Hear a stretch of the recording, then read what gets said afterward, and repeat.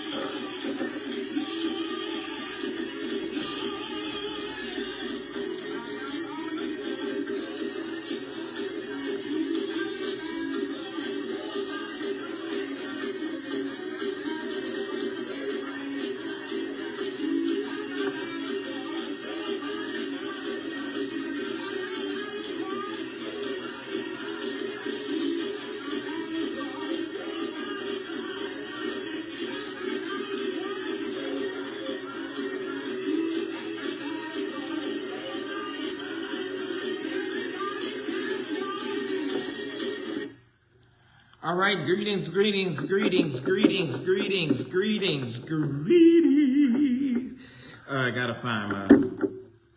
gotta find my girl. I gotta just play her just a little bit. Y'all know I love this.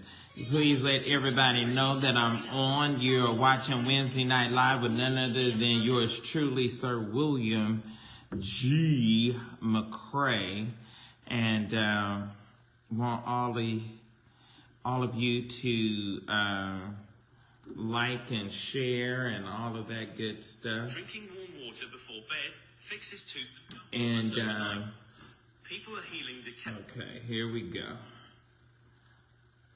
And let folks know that I am on.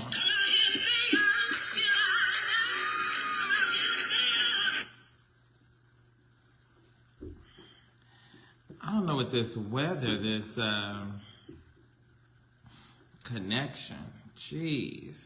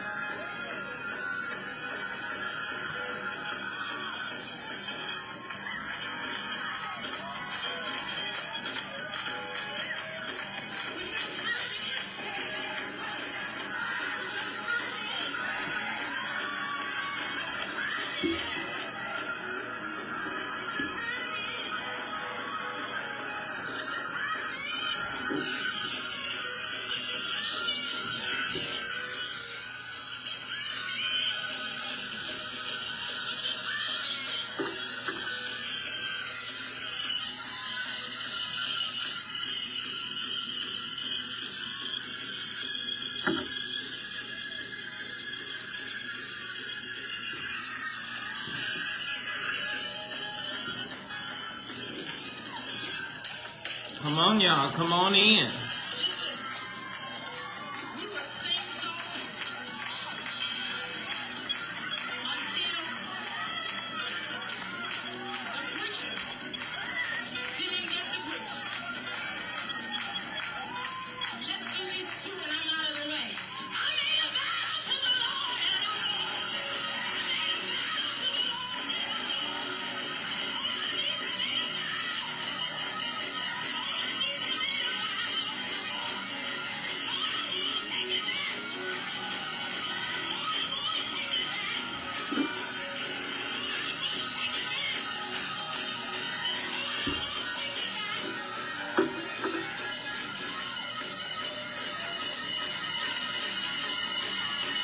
Slide across the floor.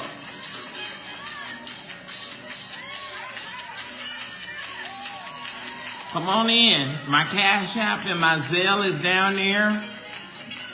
Giving has been down. I didn't bother y'all for an entire week. I need your support.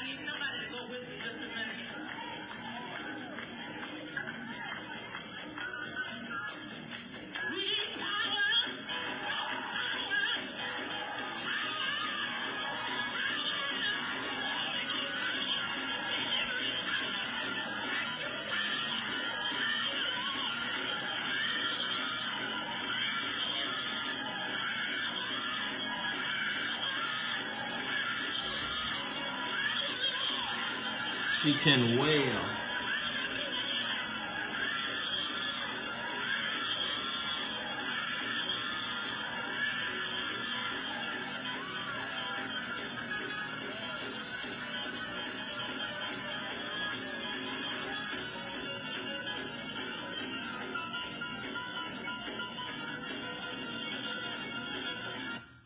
All right, greetings.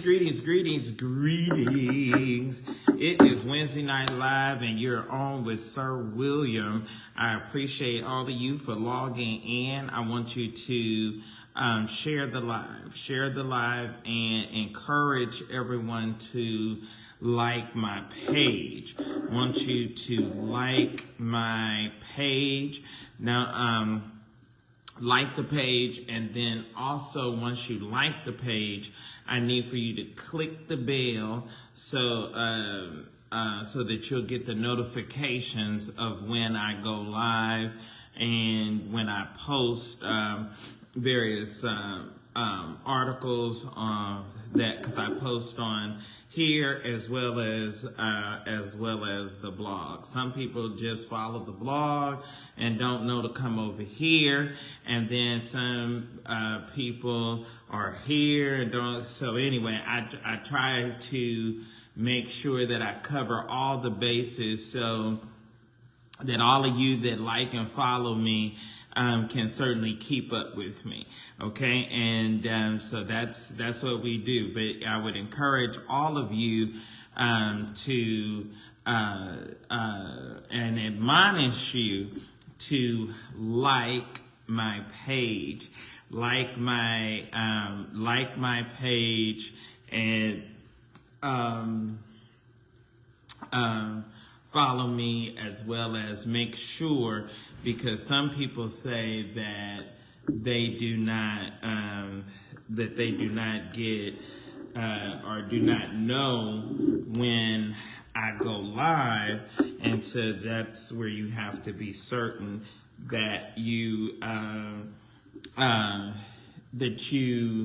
click the bell so that you will get the notification, just like how you get notifications on when your friend when your friends post, and if you comment on something, or you start having a dialogue, and then that person says something back to you, you get the notification so that you can go to the notification and then respond accordingly, or what have you. So that same way, because I want you all to follow me and keep up with me and keep up with my work and what I do, I want you to like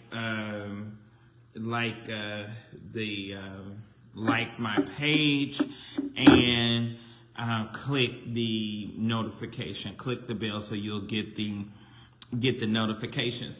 Also, one of the things that I found out, or that I believe I found out, is Facebook is on an algorithm. Okay, so if you don't interact for a while, do you all ever wonder why you can have a person that is a Facebook friend, but say, for example, you see them at church, excuse me. Say, for example, you have a Facebook friend, and you see them, they're also a church member, and something nice or significant, or excuse me, something went on in their life that you missed out on, and then you're wondering, you say, well, we Facebook friends, or they'll say, I'll give you a perfect example. Margaret Moore is close to Mother Lee Van Zandt. I adore Mother Lee Van Zandt. I love her. I love that she loves me, and always has been extremely kind to me. And I really love Mother Lee Van Zandt. She's the supervisor for the from Maryland Eastern Shore. Bishop Harmon is her bishop. And so, anyway, we got a chance to see each other and chat a little bit at Convocation. But she had told me that she was coming to Atlanta for a week to relax and rest, and that she was going to be in Atlanta for a week following the Convocation. Well, you know how when you at meetings like that, sometimes things slip your mind. You forget. It slipped past you. Well, she was here for a week, and it was her birthday. And so, I'm sorry, it's a lot of activity around me. Normally it's not. But anyway, so long story short, so she preached over at Bobby Henderson's church. And so had I known that, or had I realized that, I would have gone over that Sunday when she preached. And so anyway, the long story short is Margaret said that she had posted it on Facebook because they did a surprise birthday dinner for her, and it was a good number of people there.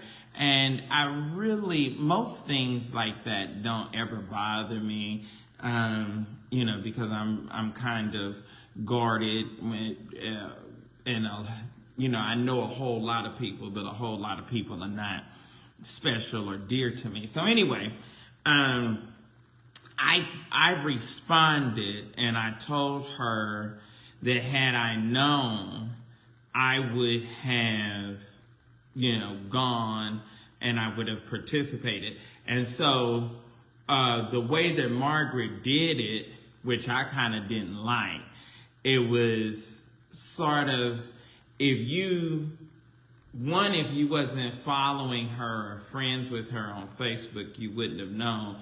But you kind of had to go to Bobby Henderson's service to know that after the service that they were going to, go out for a surprise dinner. So it was kind of shady and messy with how she did it. And so anyway, I responded because I wanted very specifically for Mother Van Zandt to know that I wasn't aware that any of those activities was going on, or I definitely would have participated. And so, but because I don't interact with Margaret, even though we're friends on Facebook, her post doesn't necessarily roll up in my timeline. So it got past me. That's why you have to click the notification. And not only do you have to click the notification, like with me, if you do not interact with me, and if you're not an avid follower of mine, you may not know when I'm going live, because the way that whole algorithm thing works, you don't see all 5,000 of your friends. You don't see all 5,000 of your friends on your personal page and what they're posting.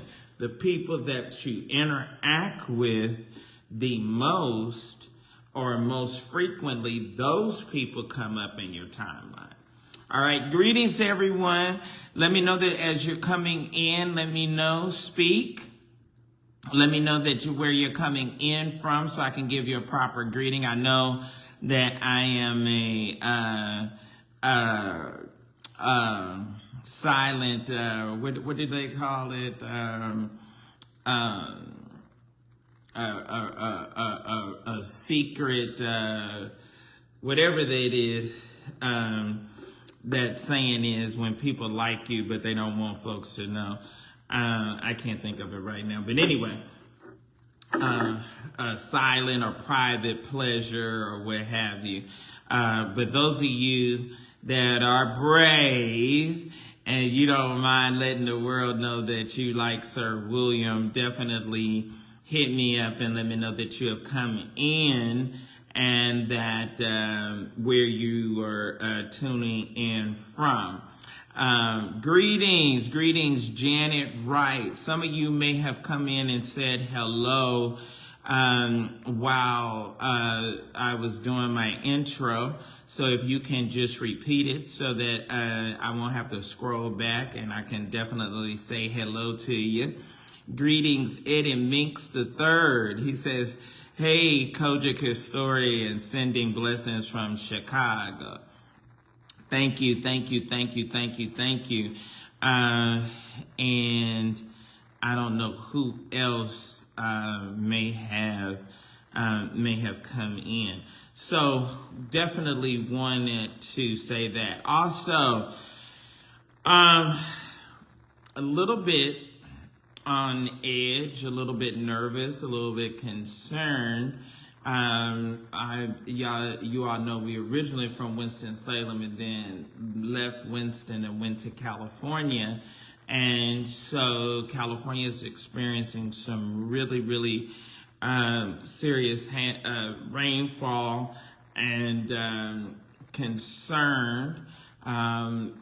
There's people from the church and family have sandbagged or put sandbags all around and in front of our house. We live in the Oakland Hills of Oakland, up above Skyline, and so talked to Mother, and there's some concerns of sliding and some, very serious things. So I do have that kind of floating around in my head and going on. They saying that and I believe Stockton is flooded, and Highway 99 is flooded, and so and Mayor Gavin Newsom has declared California under a state of emergency as a result of the weather, and then just left all of this stuff with the weather and pipes bursting and buildings and houses in Atlanta because it was so cold right before and during Christmas. But nevertheless, we are yet here and we at working. Okay, greetings. Aubrey Eubanks is from Smyrna, Tennessee. Greetings to you, my brother. Thank you for tuning in. Corey Beckles. You are from Queens, New York. Greetings to you and Happy New Year to you as well, my brother. Thank you for tuning in. And anyone else and whomever else and wherever else that you may be tuning in from, I am glad to have you. I'm going to jump right on in here with my topics for tonight. Open up the floor for discussion. Y'all should be a little proud of me. I'm on a little bit earlier tonight than nights in the past. I think I saw Shouting Gale from Chicago on earlier, or made a comment earlier. Purpose York says, I love your spirit. Recently started watching you from I'm not sure what that letter is. Well, thank you. Thank you so much. I'm glad that you like me, because it's a number of them that don't, but they yet watch it and follow. So now you remember, make sure that you still love me when I say something that you don't agree with. Amen. I want you to still love me when you don't like some of my thoughts and opinion, because we can agree to disagree. Oh, okay. So you're from the DC area. Y'all call it the DMV. All right, so I want to jump into this. Gerard is from the District of Columbia. Greetings to you, my brother, and thank you for tuning in. Okay, so now last night, or early this morning, depending on how you want to look at it, I had there is a fight. There's a physical altercation between a man and a woman that occurred on New Year's Eve night at Waffle House. Found out that Waffle House or where that happened was in Dallas, Texas, at a Waffle House after the club happened. And so there was an altercation between a man and a woman. And based upon the video that you could see and that we showed on last night, the man very much unapologetically administered a very serious ass whipping on this, rather chunky female. And so I was curious, because we see these kind of viral videos and we see them all the time because everybody wants to be a blogger. People are consistently posting and wanting to go viral and all of those kind of things all of the time. So this particular one, it scrolled up in my Twitter feed, and because I'm a blogger, I'm actively on social media consistently, pretty constant, constantly, finding out information, posting stories, just the various things that we do in this career. So this came up in my feed on Twitter, and not only did it come up, I paid attention to it because it came, y'all know I'm popular, so it was inboxed to me several times. But a lot of times you get those inbox messages. I probably have, I don't know, over 10,000 of those messages in Facebook, and I don't know how many others in Instagram. So I don't tend to, quickly read those or go there. So, but when I saw it on my feed, I paid attention to it. And so then I was like, whoa, that guy is really whipping that girl. And so then the brother posted it, and the brother posted his Instagram page. So after I watched it, I was curious. I'm always, I guess that's a journalist in me. I'm always curious about the backstory when we see videos like that. What happened? What's the who, the what, the when, the where, the why? Okay, so you see an outburst and people fighting. Well, what led to the fight? What got them to the point where they decided to throw hands? What was the backstory? So well, I shouldn't say that, but anyway, they wanted me to expose it. Now, I elected, as I told you all last night, those of you that was on last night, I elected not to post it because Facebook has, strict, what they call the community things or whatever. And so, this is my livelihood, so I don't want my page, locked down or, or anything of that sort. So I didn't post it.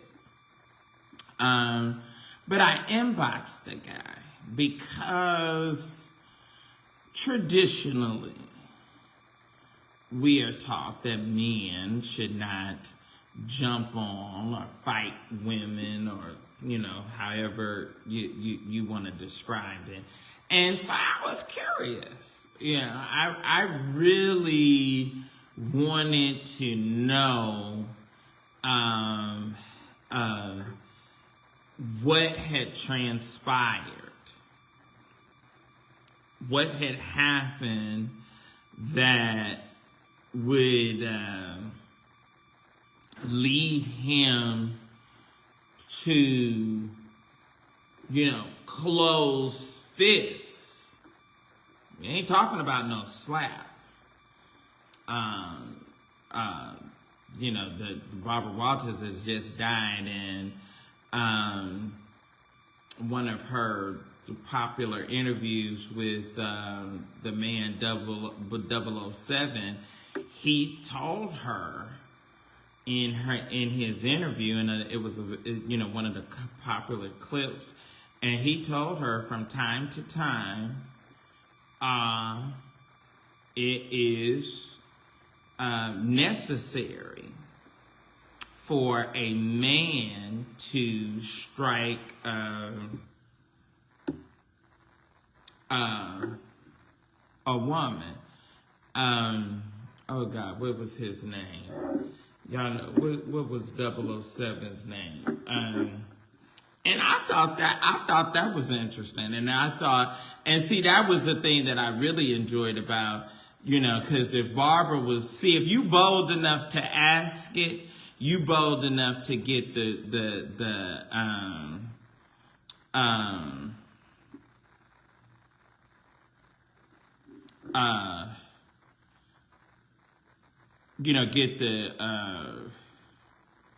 get the result. 007. What's the man that played James Bond?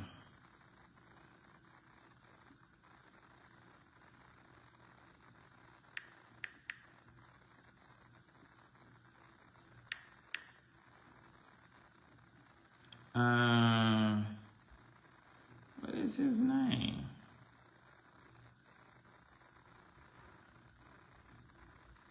I cannot think of that. Sean Connery. Okay, so Sean Connery said very unapologetically that because they were doing all these Barbara Walters specials because she just died, and he said in one of the interview clips that they showed of him and her, she said, they were talking about, she would ask these hard-hitting questions, and sometimes the response that she got, and so Sean Connery, she said, read a quote, or reminded him that at some point he said that sometimes it is necessary for a man to hit a woman. However, he said it's best to do it with an open hand rather than a fist. And so she asked him, did he say it? And he said, yes, I did say that. And she asked him, because, a lot of times people, and especially journalists, they'll try to, corner you. And a lot of people will back down and not be their true and authentic self to say something that sounds politically correct. That's just like Superhead. Superhead went on Oprah and talked about how she was so ashamed of, her behavior and being Superhead. And then right after the show, she was back sucking dick and being Superhead the next 10 or 15 minutes.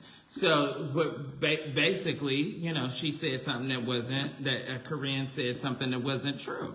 And so, I like Sean Connery, and I like the fact that he said, yeah, I did say that, and yes, I do still stand by that, and I still do believe that.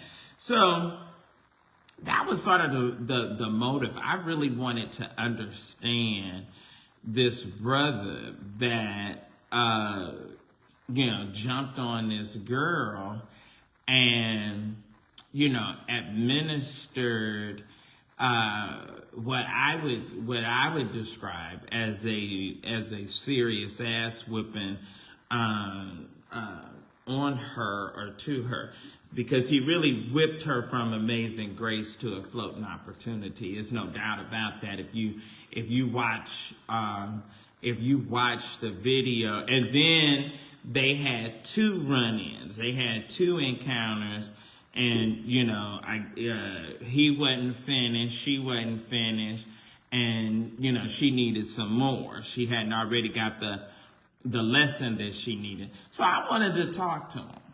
So he was on, and we had a very candid conversation. Now, I didn't take sides on that conversation.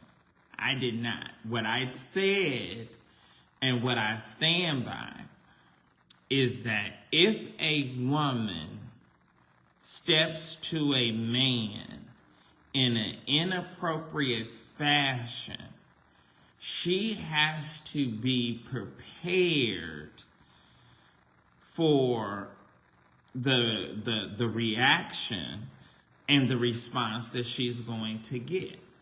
You can't run around and get aggressive with men and then you want to retreat and say, oh, I'm a woman. No. It's because you know that you're a female, then you need to conduct and behave yourself in a particular manner and not get into those kind of altercations and situations. It's inappropriate. Don't do it. Don't do it, because you're gonna have and people. This is the other part. A lot of that. A lot of those old school traditions, you can't assume those anymore. You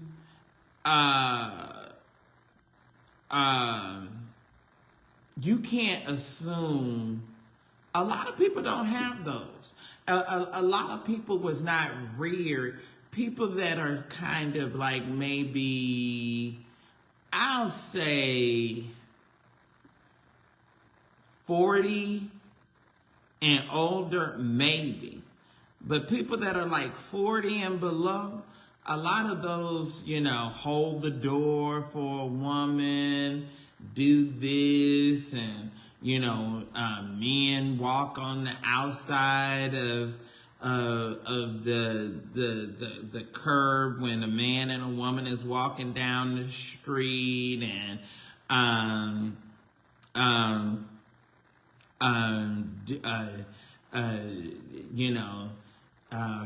you see men and women pull up at the gas station, and the woman's driving the car. She gets out the car, she pays for the gas, and she pumps the gas, and the guy is sitting there on the front seat, and a lot of people don't even think anything about that anymore. So a lot of those old, traditions, you can't make that assumption anymore. You can't. So, and then the ladies remain ladies.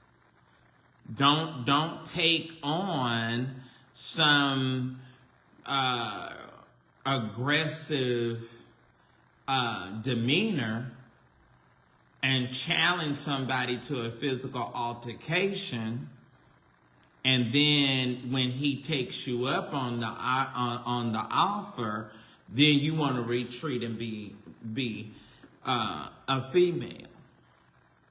I remember one time, like, y'all know I travel a lot, and I don't know how to pack, so I always have a lot of bags, and they heavy and all of this. So I was at one particular hotel, and they had a female bellman.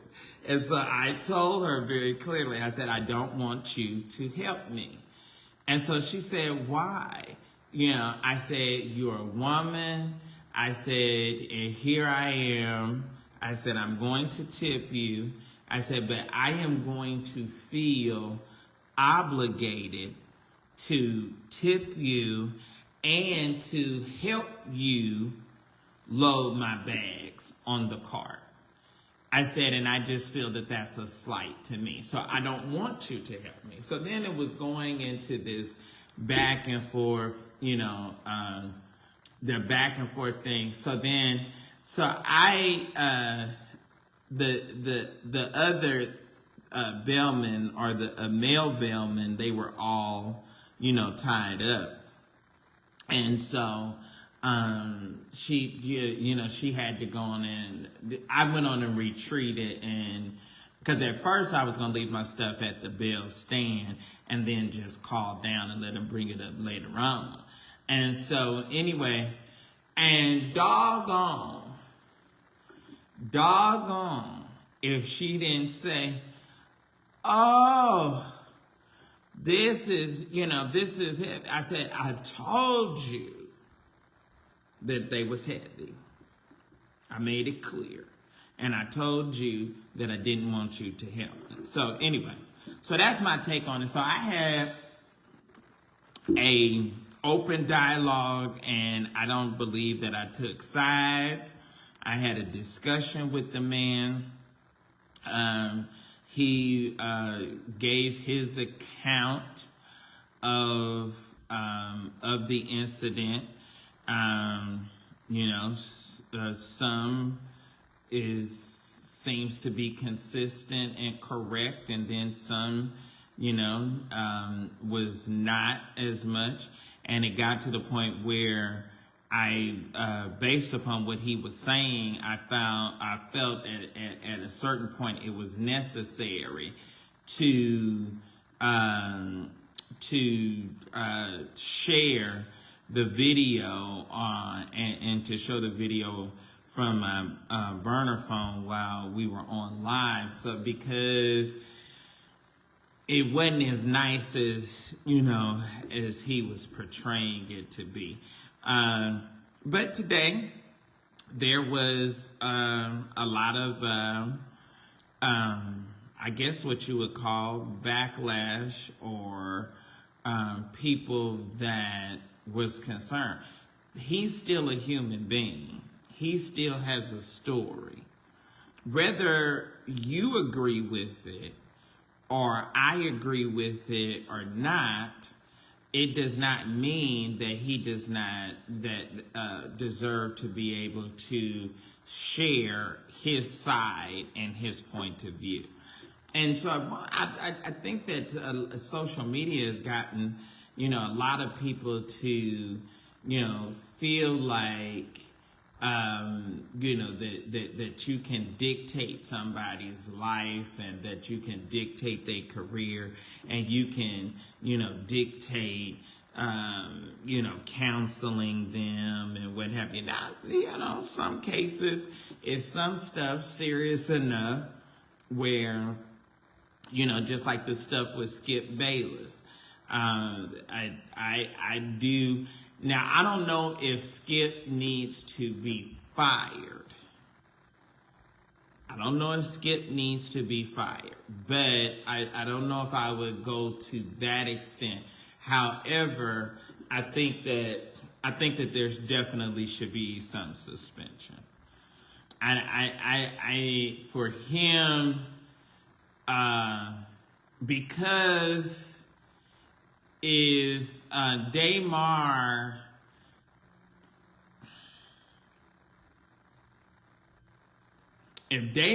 dies,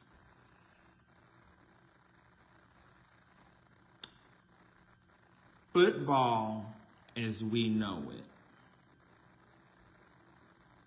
and the course of the sport is definitely going to change. Now, will it permanently change, or will it change for a, particular time period, or, the remaining of this season, or what have you? We don't know what the details would be, but we do know that the sport, how it's played, perhaps some of the rules, some of the details about it, it's going to change. And I think that Roger Goodell, and they're probably meeting and trying to figure it out. Now, some said that they already know what they're going to do. They know how they're going to execute it. And it's just a matter of the right time to, announce the plan, execute the plan. But I think Skip's tweet was definitely insensitive. And, and then it was insensitive, but it was true because we have seen some bad hits. We have seen some players leave the field, on a golf cart, on a gurney, or what have you, and the game is paused, and then the game, is taken or starts back again. What do y'all think? What do you all think? I think that Skip definitely, he should not have been able. If Whoopi could say something and Jewish people get upset and they suspend her and allow people to cool off, I think it was too much for Skip to have made that insensitive tweet, refused to take it down, and then while it's still very fresh, appear the next day on national television. Nah, it needed to be some level and some time period of, okay, we need to chill, and we need to back up from you for maybe a couple of days, maybe a week. Now, I think Shannon, who I don't particularly care for, in sports, I know y'all not gonna like this. Black men that play sports, they are conditioned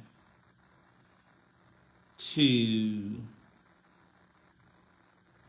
hype up and feel that white men are this great hype. And I have said, and I'll be very frank with y'all, I think Kobe Bryant, had he gone to college, I think he would have been a different person than the man that he was. I think that LeBron James, who he's very talented, very, very good. His skill is incredible, which gives him reason and the right to be arrogant, and he definitely is that. But he hasn't embarrassed us. Yeah, LeBron had, based upon what we know, does not have any outside or bastard children. He has had he just turned 38. He's been in the league since he was 17, 18 years old. And he hasn't, to my knowledge, hasn't been arrested, hasn't had any kind of embarrassing situation that would come. I really like him. I think that he has taken on sort of a modern day Muhammad Ali kind of position.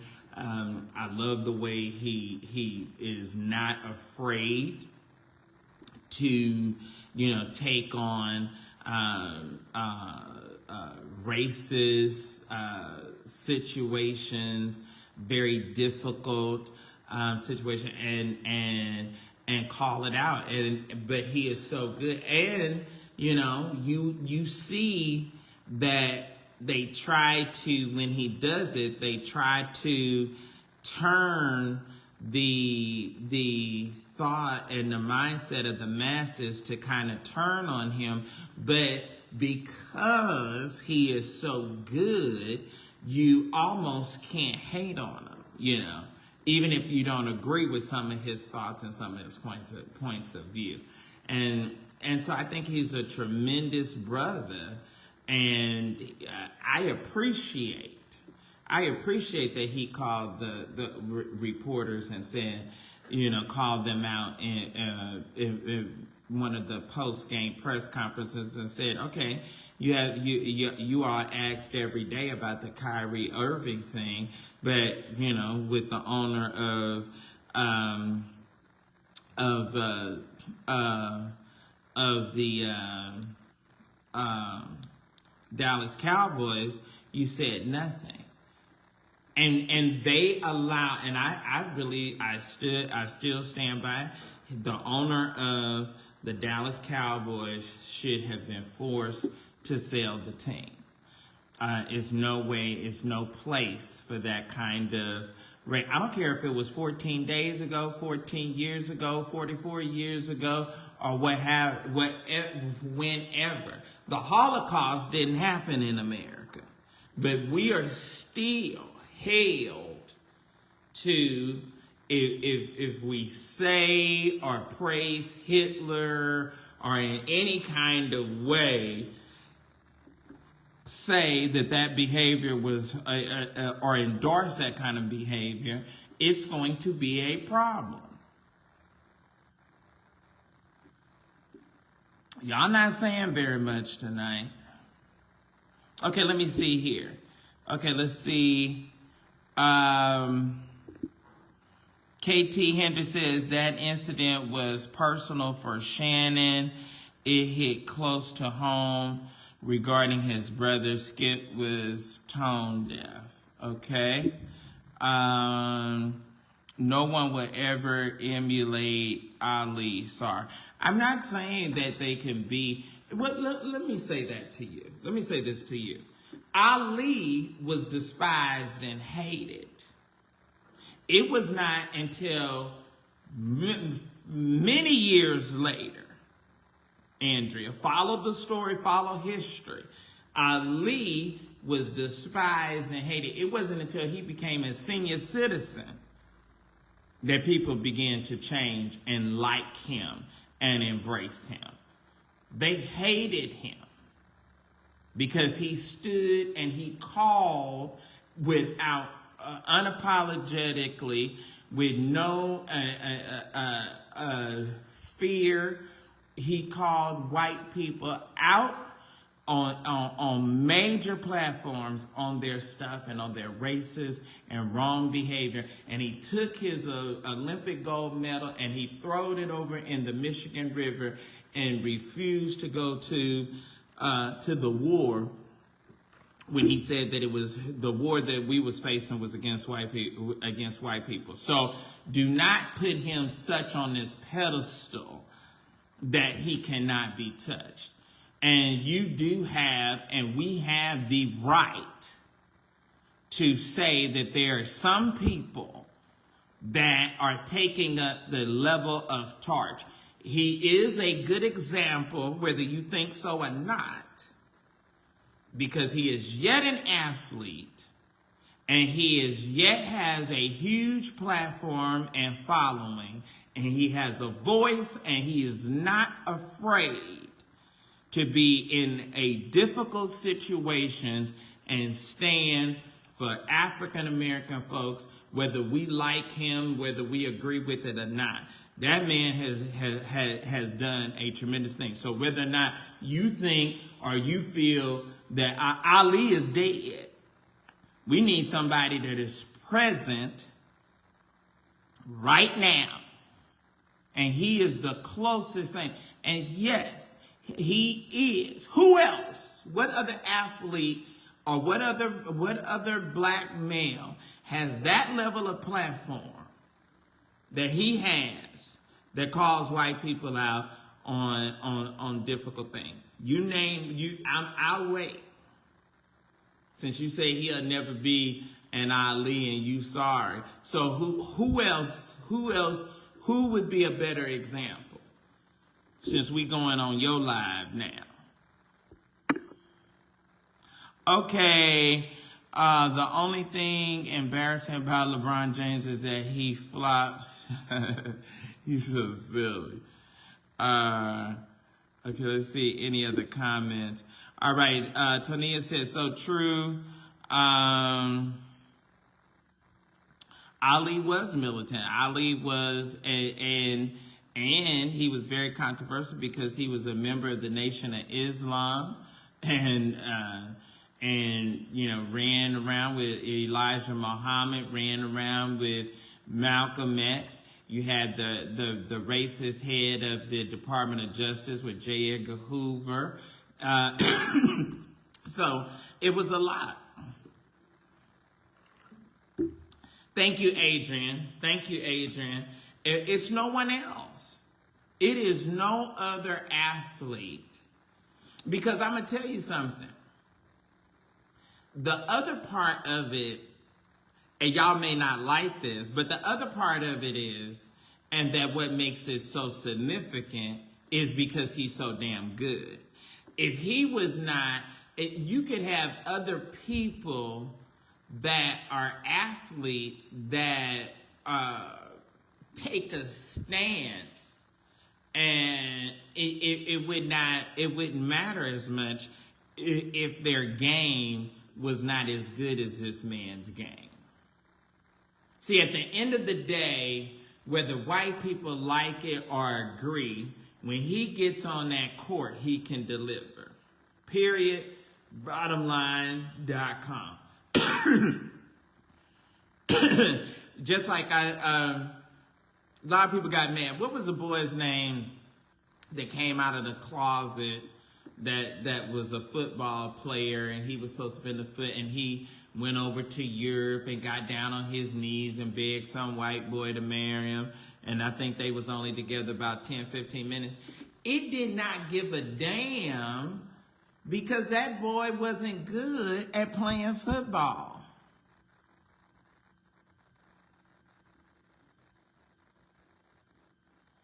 Okay, she said we can go live, but there will be no one else that what we had back then that can talk, give money, but it is changed. Andrea, I understand your respect and your reverence for Ali. What all I'm trying to do is make a past and present day correlation. That's all I'm trying to do. I'm not trying to, in any kind of way, diminish Muhammad Ali's contribution. All I'm saying is, and the point that I don't want you to miss, is that the only person in 2023 that has taken on a similar role, that has taken a stance, I will say, y'all not gonna like it, I will say this: Colin Kaepernick is not even that great of an example because his game is not to the level and to the degree of a LeBron's game, even though they play two different sports. Kaepernick, let me think of a different football player.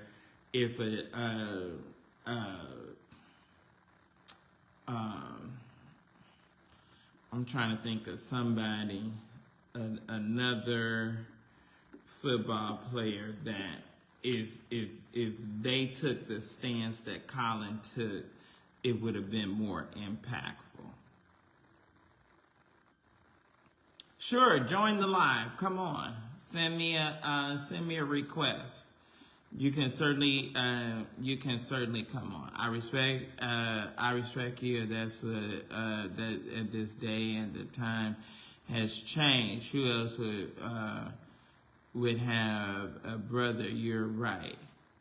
I would love for you to, for you to come on, because I know sometimes when people think that when we make those and I don't like comparisons. I really don't like comparisons, but sometimes to get the picture or to get the illustration of what or like how Jesus taught with parables to really get it. I don't know if Dion is okay. Let's say Dion. When Dion was good and when Dion was at the height of his career, he did not have the level of consciousness. That level, I would never say Ray Lewis. Ray Lewis killed that boy here in Atlanta. And he's battling with his sexuality, and he killed that. That was the same year that Whitney Houston sang the Star Spangled Banner. And that gay boy from down here in Atlanta that was hanging and was with Ray Lewis mysteriously was killed. And I'll never forget that night. That night that Ray Lewis had that white mink coat on and that white hat. And, anyway. Thank you, Leticia. Is it Leticia Jones? Thank you so much.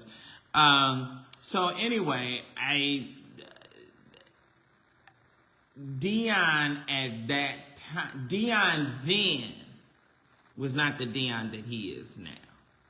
And at that time, Jim Brown took a white woman and tried to throw a white woman over a balcony, and he talked all that no good stuff. Jim Brown has been an aria. I can't stand him. Has been an aria and shoves his head up the white man's behind all his life. Took that white girl and picked that white girl up and threw her off that balcony and almost killed her. No, Jim Brown is horrible.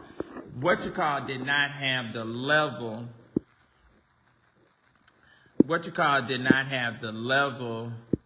It said I was unable to add you, Andrea. I'm not sure. Maybe you ought to come out of the live and try to come back in. But anyway, no. He did not have that. LeBron has the level of consciousness, still is in the prime of his career, still able to deliver. Kareem Abdul-Jabbar was not at that level of consciousness when he was playing. Magic was not at that level of consciousness when he was playing. His life didn't change until he got busted and everybody found out that he had AIDS or was HIV positive. So it is not Hank Aaron. Okay, now Jim, I appreciate you. But Jimmy, Hank Aaron is a peer to Muhammad Ali. They are in that same era and that same age bracket and that same time period. I'm not talking about I'm talking about somebody that is significant right now. That is significant and that and has a huge platform right now, and that has, without fear and trepidation, can stand up and call white folks out on racist and unfair behavior, and is not is not fearful, does not back down, does not bite their tongue. He does it. He does it. There's no one else. There's no one else. And others that might could do it are so concerned, because this is what I was going to say. I was going to say that he wouldn't perhaps, I don't believe LeBron would be the man that he is had he gone to college and played in college. And college athletes began to get conditioned by those white coaches, white students, white girls, catering and beckoning to their every call, and they get conditioned. I think that Shannon is at an impasse. Here it is, you have this big, black, dark, gorilla-looking man that when he was on the field, Shannon, and, it was, clap it up, it was, it was okay, it was cool. But now, he's seeing the result of some of the errors, perhaps, of his ways. And he is, somewhat conflicted. And so you see two things happening. You see him, he's sitting across the table from this, this white man that has this very different outlook and perspective. And somebody that looked at us and who is the descendant of folks that oppressed us and that owned us, that black boy is a commodity. He's just like a horse. Yeah, he's like any other animal that is producing and making money, for us. The game got to go on. The money still got to be made. Hey, my sister, how are you? Hi, lovely. How are you? Wait a minute. Let me. I think I'm gonna need my. Can you hear me? My what you call these things? Headphones or plug in. Sometimes it works, and then sometimes I have to have it. There we got a little visitor. What's going on? Mommy. Did you get everything you wanted from Christmas? Okay, he did, and then some. It's past his bedtime, okay? Let's see. Yes. Mama. What, baby? Okay. Amen. So what I didn't want you to feel, I was not, and I understand your point, I wasn't disrespecting the legacy of Muhammad Ali. All I was trying to convey is, outside of LeBron, I don't know anybody that we can say that takes that level of stance right now. We don't have that.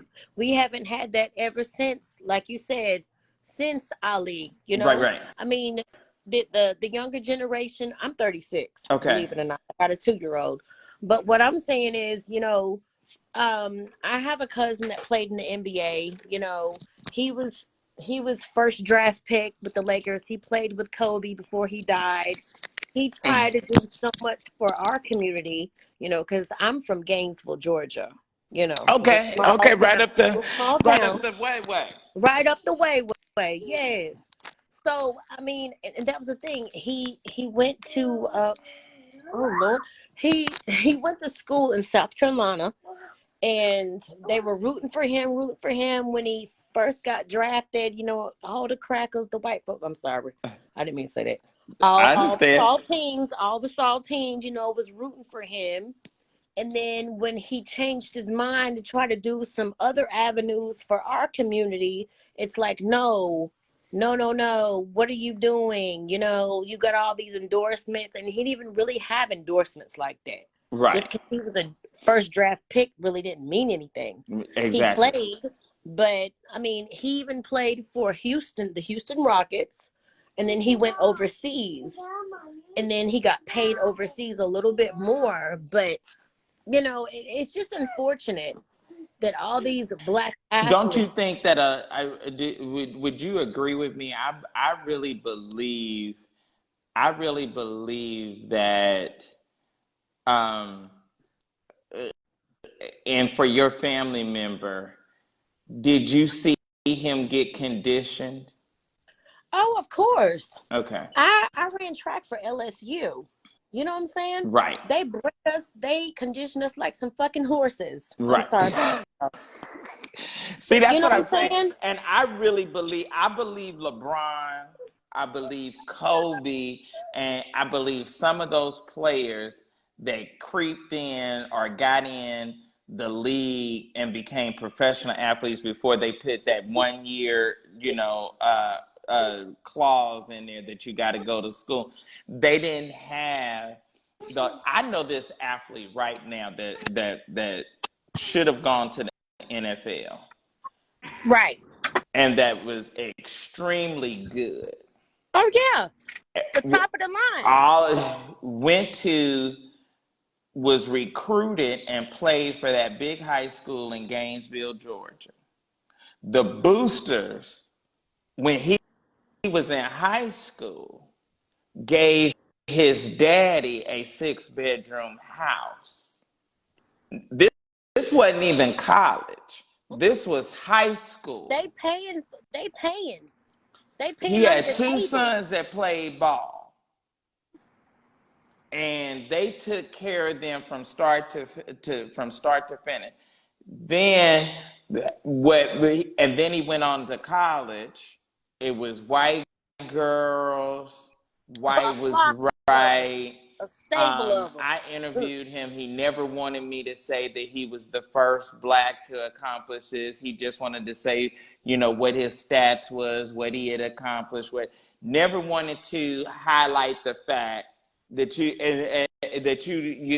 a dark skinned black man. And I'm gonna be frank with you. Got to the Columbine and folded. That's what they do. That's what they gonna do. He went through high school and through college and Right. was functionally illiterate. Mm. And so what I asked him, I was like, dude, and he was like, them chicken heads, them white girls, they was doing my papers, they was doing my work. Coach so and so Yep. had them look out for me. Mm-hmm. Call this one, call that dean, call whatever. They just wanted me on the field.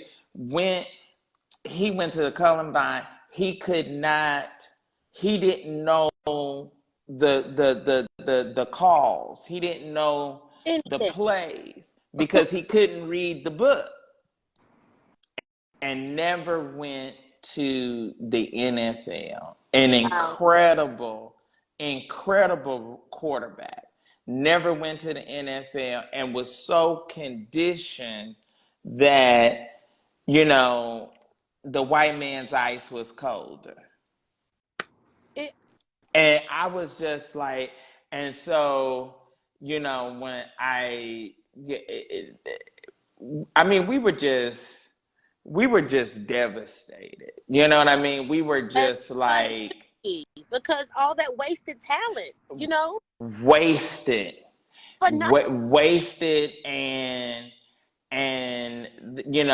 then uh, after about a year, oh well, y'all got to move. The person is gonna sell that house, and they're gonna do this, and do that, and then you start seeing the fall away, and now they just now kind of getting the reality of it. Right. But no, I just I don't know.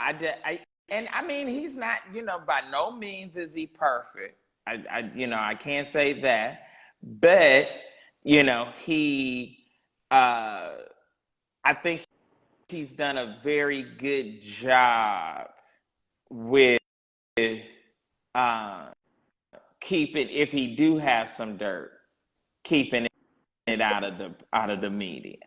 You know what I'm saying? Because and that was a brave move that he made when he said that about that Kyrie Irving thing. I was just like, I said, okay, this dude is phenomenal. This dude is phenomenal because. Yeah, you're right. No, I'm not trying to interrupt you, but that was. Oh no, you go ahead. No. We. It's just so heartbreaking. Like all these black boys, they have these dreams, and black girls, like I did too. I Right. going to Vanderbilt and going to LSU and running track and beating them white holes, and But at the end of the day, it ain't nothing but a dollar. It ain't nothing about. It's nothing about a dollar. That's it. We cash cow. You're a commodity. Yes, a cash cow. Yes, sir. Yes, sir. Yeah. And then the moment you tear an ACL, the moment you get a busted knee, wow. How do you process that? Did you go on and go to the Olympics or anything like that? Me personally, I didn't have an injury, thank the Lord. But I got married. I work at a hospital. I did a little bit of banking. I still work at a hospital.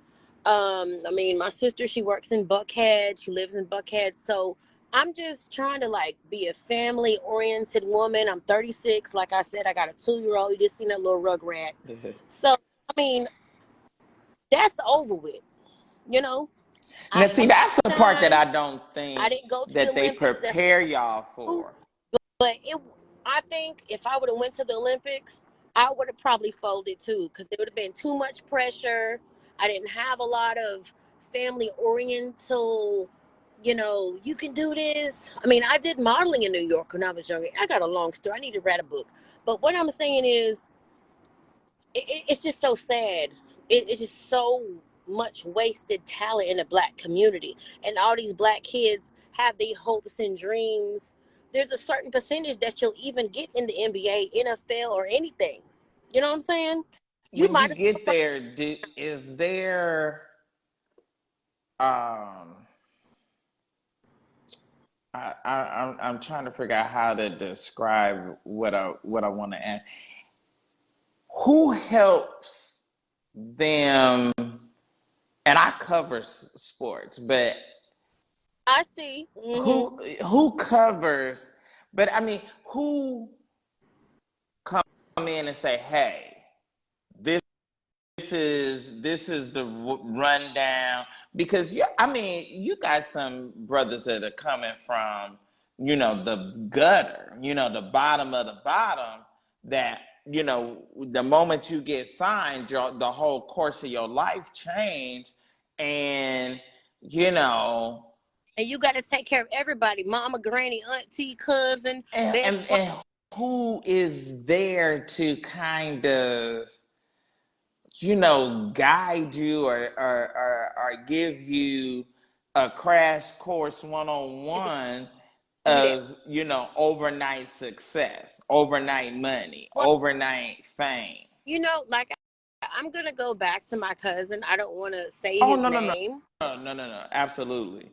He still play, but he play in Europe, you know what I'm saying? And I'm married. I don't have my maiden name anymore, but you can look me up, whatever.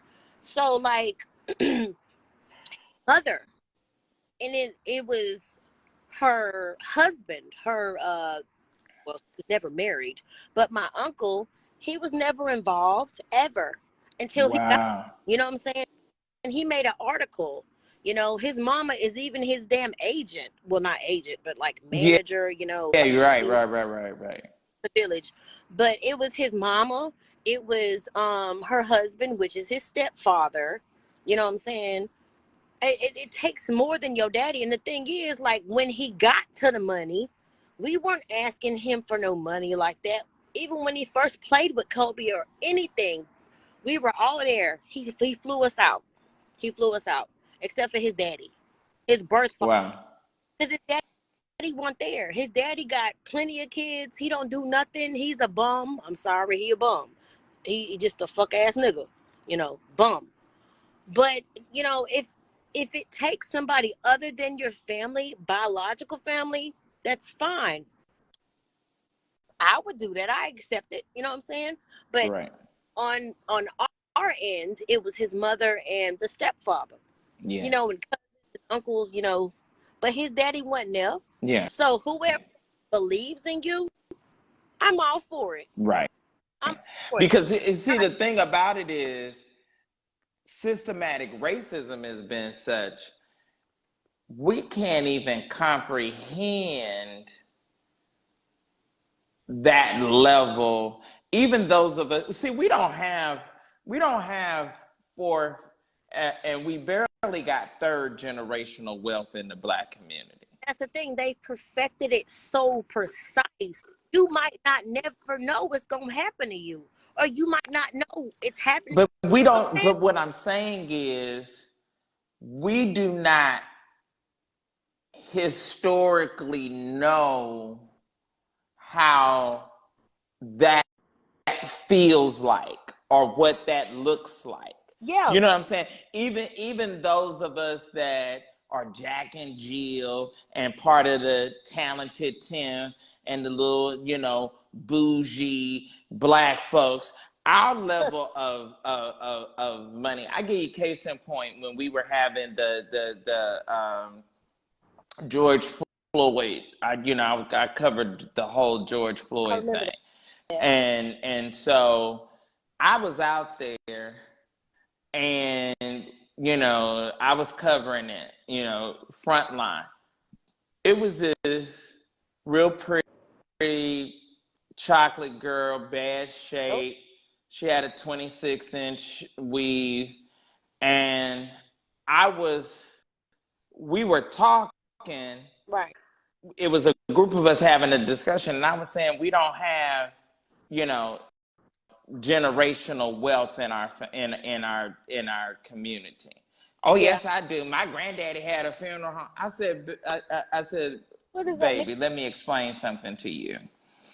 Your daddy being or your grandfather being the premier Negro funeral home for whatever, that is in no comparison to millions being passed down You're and right. you picking up a opportunity. That's a And what have we've but had to go out and create and kill what we and, eat. you and, know, and and so that's why I'm saying that when you have these athletes like that you know we don't even and no disrespect to your cousin, but his mama and stepdaddy still didn't know how to comprehend that level of game and that way to, navigate him and keep right. him, you know what I'm saying, protected. And, we just don't have, we just don't have it. We don't have it. And, it's cold, but as an athlete, what's your take on the whole DeMar situation in the Buffalo Bills? How do you think that's gonna play out? Like, I mean, I work all the time. I don't watch TV. I Oh, really don't. okay. But I'm on YouTube, got a YouTube page, whatever. But when I was like clickety clack, I seen the footage of him and I was heartbroken, you know. But at the end of the day, it's a coin toss. Either they just gonna be like regulate some stuff like they always do, or it is. I can't say.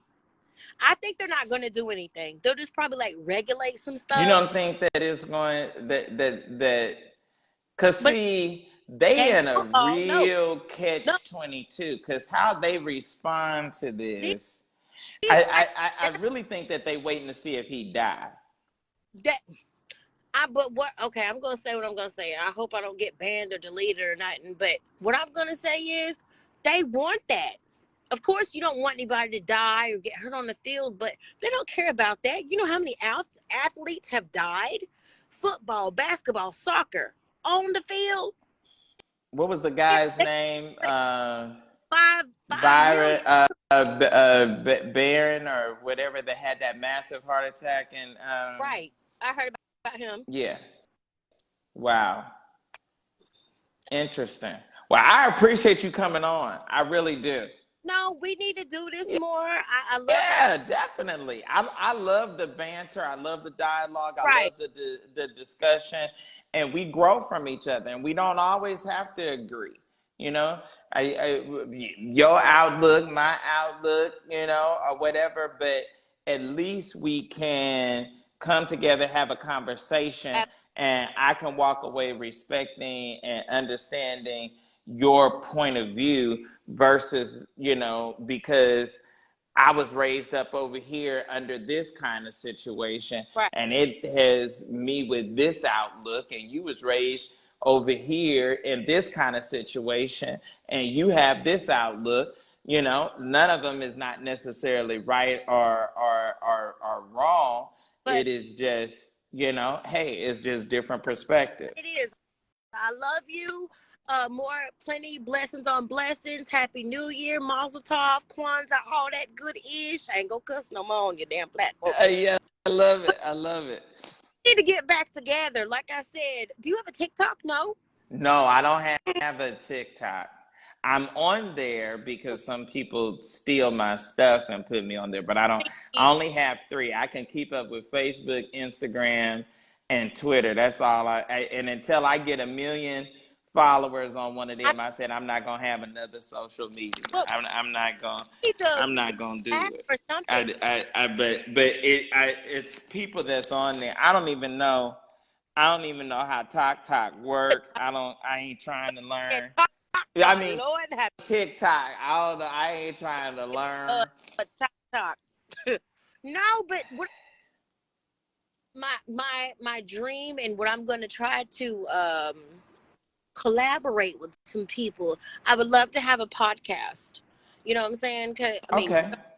Adam, but you know what I'm saying? Maybe we need to link up or go behind the scenes. You know what I'm saying? It's not all about religion or sports, so we could talk about anything. You know what Exactly. I love that. I love that. Different, the whole, I'm saying? whatever is happening and hot in the news and in culture right then is definitely. I'm down for it. Hit me up, inbox me, and appreciate you watching. And you know, throw a little love to that cash out. Black Power. You know I'm gonna hit you with. Ah! Black Hey, Power. hey, your brother ain't too proud to beg, baby. No, All right. I appreciate you. all right, bye. Okay, y'all, that's what it's all about. I love the whole dialogue. All right. JC, we haven't seen him in a long time, but from I think it's Birmingham, Alabama. Isaiah Hunter. Oh my no good bad nephew is on. Oh, okay, Kelvin Lee Barrett. You're here and ready to discuss. Okay, Kelvin is going. Kelvin was down in Jackson, Mississippi. I want to say, was it Jackson or was it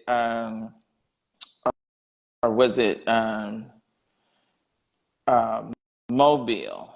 It was either Jackson. No, the Mobile. That's Alabama. What's um, it's down on the Gulf Coast of Mississippi. But anyway, you all may remember, I think it was back in September, there was a young man in front of Family Dollar or Dollar Tree that was shot in the head and killed by the police there. And we heard a little bit about the situation, about the story, and about the Gulfport. I'm sorry, thank you, Gulfport, Mississippi. And the young man was killed, and he was taken to the hospital, and the parents wasn't, or the mother wasn't able to go in and see him. It was just a lot of details about that particular story. So definitely would like for you to come on. Come on and give us an update on just what is transpiring, and where are you all now? And unfortunately, I don't think that his death made national news, which was very, very, very unfortunate. And so we have another situation where another young Black boy is a hashtag, is dead. And the thing that I can't stand about it, and I know y'all are so excited about Kamala Harris. I'm from California. Kamala sent a lot of Black men to prison. Just call it out, just say what it was. She was the San Francisco district attorney. She went from being San Francisco district attorney to California attorney general. And she killed Stanley Tukey Williams and killed. I don't have a lot of affinity for Black men or white Black women or Black women or Black men that are supposed to be so down for our community that lay in bed with a white woman every night or a white man every night. See, like I could not. Here it is. You got this Supreme Court justice, and I don't want dark complected people to get upset with this, but you got this dark woman with nappy dreadlocks that curls up in the bed with a white man every night. I'm not. That's not an achievement for me. That's not an achievement that you can lay in the bed with the descendants of people that oppressed us. I just don't. I don't agree with it. I do not agree with it. Yes, Jailer Edwards. Yes, I was in Dirty Laundry. Okay. So that's my outlook. That's my point of view. Hey, All right. Greetings. so I'm gonna have Marquel Bridges from Building Bridges and Pastor Carl Soto from his organization come on. Is that okay? Oh, okay. All Yeah, they're right. in your link. I don't know can you send them the request or do they have to press the button? Well, how you Because they're watching it how live.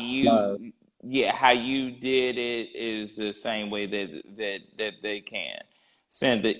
Send that. Send that. Oh, I thought so. So they're not physically there with you No, now. they're not. They actually came on. Would you be able to pull them up on there or? If they don't follow me, it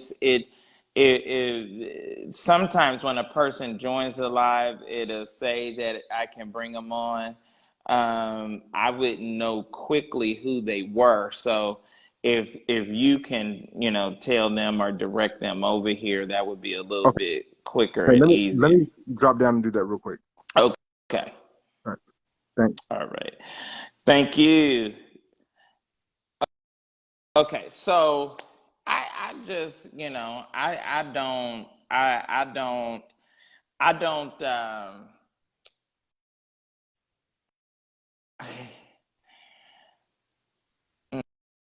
no.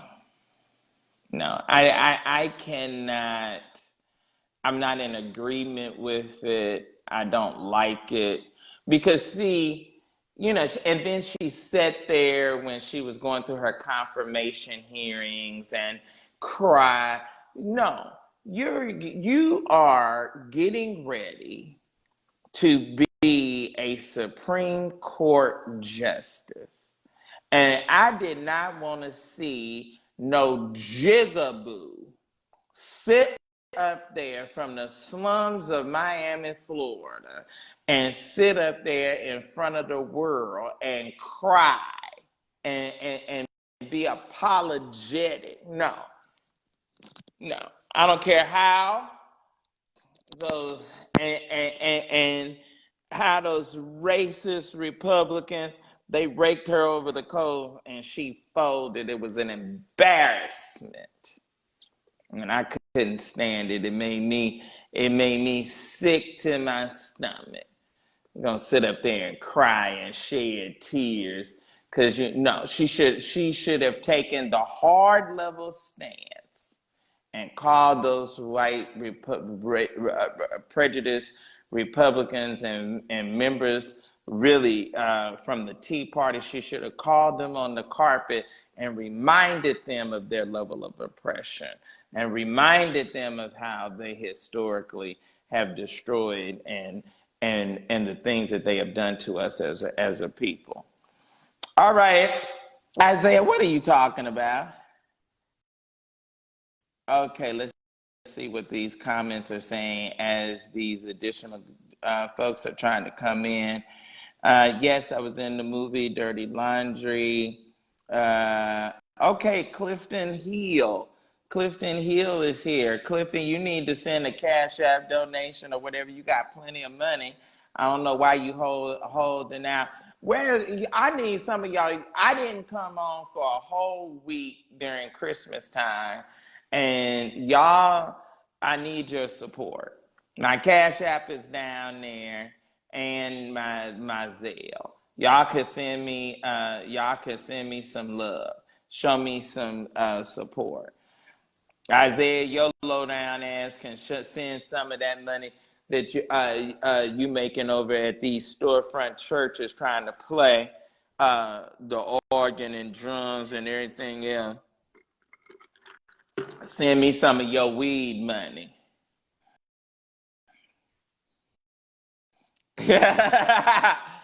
Right. Well, see, now let me tell you, I've known Isaiah since before he was born, and I love his grandmother. His grandmother and me, we would raise more hell all of it. We would raise hell and all of it more hell than the law allowed because we didn't like nothing and nobody. And we sang in the choir. We sang right next to each other. I miss Pat. Pat was married to with Emmanuel. I think Emmanuel just, I don't know how we lost Pat. I can't remember. And then Emmanuel died shortly thereafter. I don't think he could deal Pat being gone. They was such a they was just such a nice couple. But the thing as hell raising as Pat was, Emmanuel, he was the calm to her fire. So like anything, he could calm her down. I mean, and it could be anything. It could be, I don't like that song. Why in the hell you want to sing that? It didn't matter what it was. We was gonna find we was gonna find something. We was gonna find some kind of reason not to agree and not to like it. That was just the way that it is.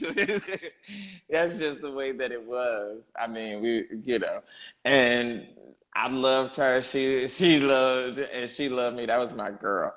All right, y'all. I'm trying to see if these the guys can come on.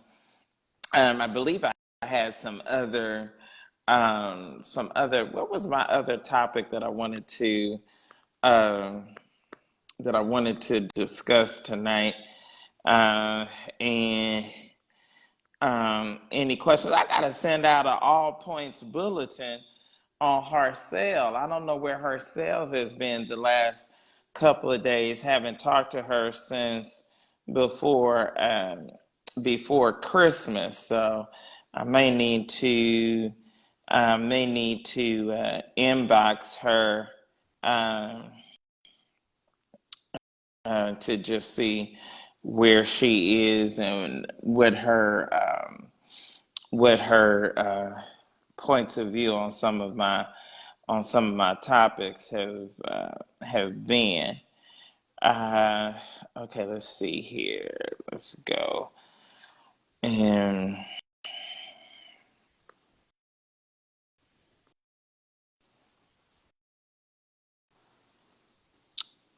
okay, let's see here.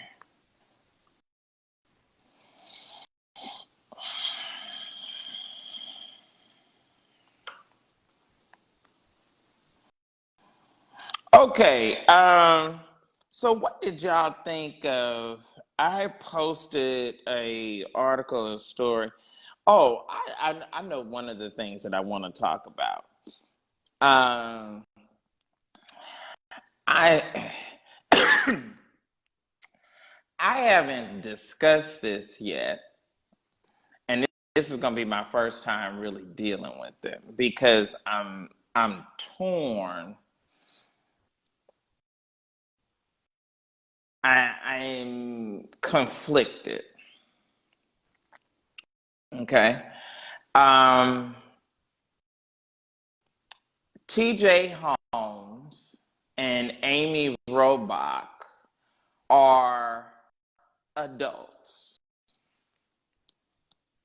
They grown people.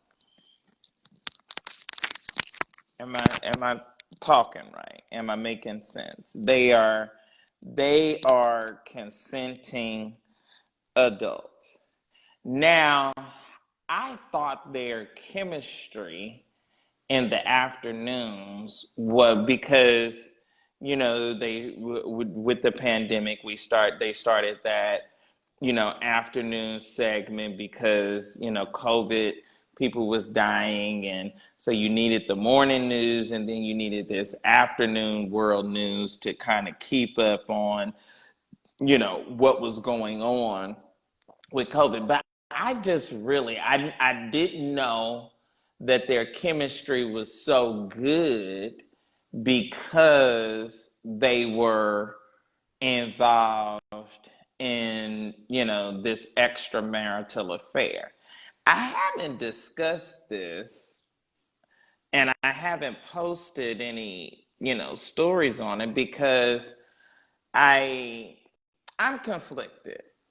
I, at one point, um, it like they're two consenting adults. If they decide to have an extramarital affair, what does it have to do with their jobs and being good at what they do? You know, just like how the Celtics, and now I can understand in that situation, excuse me, where the Celtics decided to let the coach go because um, because he, you know, it could have been considered that what he, you know, what he did was intimidating to her to, you know, submit to his being in a relationship. But I don't know. Well, I was continuing on with some of my other topics while I was waiting for you to come on with the update. How are you? I'm good. How you doing? I'm doing well. And your name, sir? Marquel Bridges. Markel Bridges. And your name? You are, I'm William McCray. Nice to meet you, sir. Good to meet you. I wanted to get an update on the unfortunate situation that happened in Gulfport with I believe the brother was 14 years old. 15, Jaheim McMillan. Jaheim McMillan was killed, shot in the head by the Gulfport, Mississippi police. So where are we now with this situation and the process? Because this is the unfortunate part of what we experience. And I was really pushing, trying to help get more national attention and news around the murder of this young brother, because we have these situations that happen, and it's almost like Mr. Bridges, it's almost like we have become immune to them, you know, and so it's an uproar for a week or two. Excuse me. And somewhere after the funeral, the whole situation is kind of forgotten about, and people go on back to their lives and go on back to, you know, to life. You know, what made the Montgomery bus boycott so significant, though, those folks was dedicated and for an entire year was united and did not take the bus. Where are we now? Kevin, you gonna turn that TV off? It's dead in the middle. But we're at a. First of all, we now know they lied. They said they were going to release the video at the beginning of the year. I mean, before the end of the year. Here it is, the beginning of 2023, and it hasn't been released. They decided to ruin the mom's Christmas and show her exactly what we thought. Jaheim was murdered. So they showed the mom and her lawyer the video, but they're not releasing it to the public yet, which we don't know why. Jaheim was murdered running away, you know. 15 minutes, they didn't render aid. As we know, that's criminal when we look at Tatiana Jefferson. You know, the proof is in the pudding. We already know an act like that of let alone anyone, but a 15-year-old child, 15 minutes before you even begin life-saving measures show you was never trying to save his life, when it only takes 6 minutes and 52 seconds to bleed out. In some cases, 3 minutes and 52 in extreme. And Jaheim was shot in the head. in the back of the head above the left ear. The officer, as soon as he exited his vehicle, he began to fire at these kids. He treated these kids like they were terrorists. He negligently fired in the store. There were people in the store, other black people in the store, and That could have got shot, or yeah. because he Yes. fired a total of 8 times, but the first bullet killed Jaheim. He intentionally murdered Jaheim, but then he fired 7 more times. Pastor Crawford, Got you. It's just tragic, brother. But as far as our resolve, I know I'm not stopping. I know his mom's not stopping. None of the Building Bridges team, none of Kelvin. The people on the ground are gonna push as long as we have to. You know, I just spent 9 months in Brookhaven, Mississippi for DeMonterio Gibson. And that's about to go to court. The black FedEx driver that was done like Ahmaud Arbery. I don't leave a case until it ends, however that may be.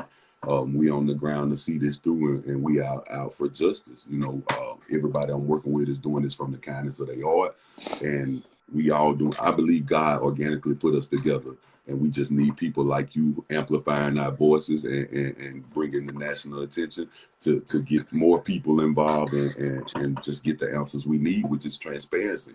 We're not guessing, we're not speculating. We saying black people are smart. Show us what happened and let us come up with our own conclusion. You know? What's the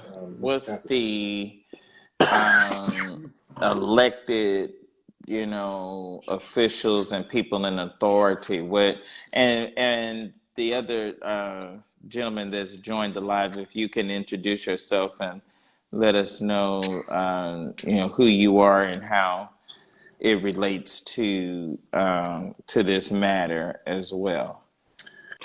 Yes, sir. Nice to meet you. My name is Carl Soto. I'm a pastor and the co-founder and vice president of Black Lives Matter Restoration Folk Inc. We are an independent organization based out of Florida. However, we were blessed with the opportunity to start chapters in numerous locations, and we're in the process of evolving in multiple different states. I met Mr. Bridges, who is the young man that's on live there, along with, I believe that's Kelvin next to him. I met him because of the situation with the death of 15-year-old Jaheim McMillan. When I found out about his death, I was actually in the hospital with my wife, who was pregnant at the time. Oh, and my wow. wife, who is, she was having some complications with the pregnancy, and she was admitted to the hospital. And she knew that it was so significant that she woke me up in the middle of the night to show me a post that Marquel shared. And that post was the video posted by Jaheim's mother, Katrina Mateen, of her wailing cry for help about her son's death. And being an impacted family member, losing a family member to similar circumstances due to police brutality, let's just say it takes one to know one. And I recognized that cry immediately. And God blessed me with the substantial amount of understanding of law, which is why I knew that I can offer or render some form of assistance. So I made it a priority and worked it out to where I had somebody stay with my wife, and I flew out to Gulfport within a few days after learning of Jaheim's death. And my organization has joined forces with Mr. Bridges and Building Bridges organization and multiple other civil rights organizations to provide assistance to this matter. This is going to take a community effort to bring transparency and accountability to this situation. And it's appalling that it's gone on this far.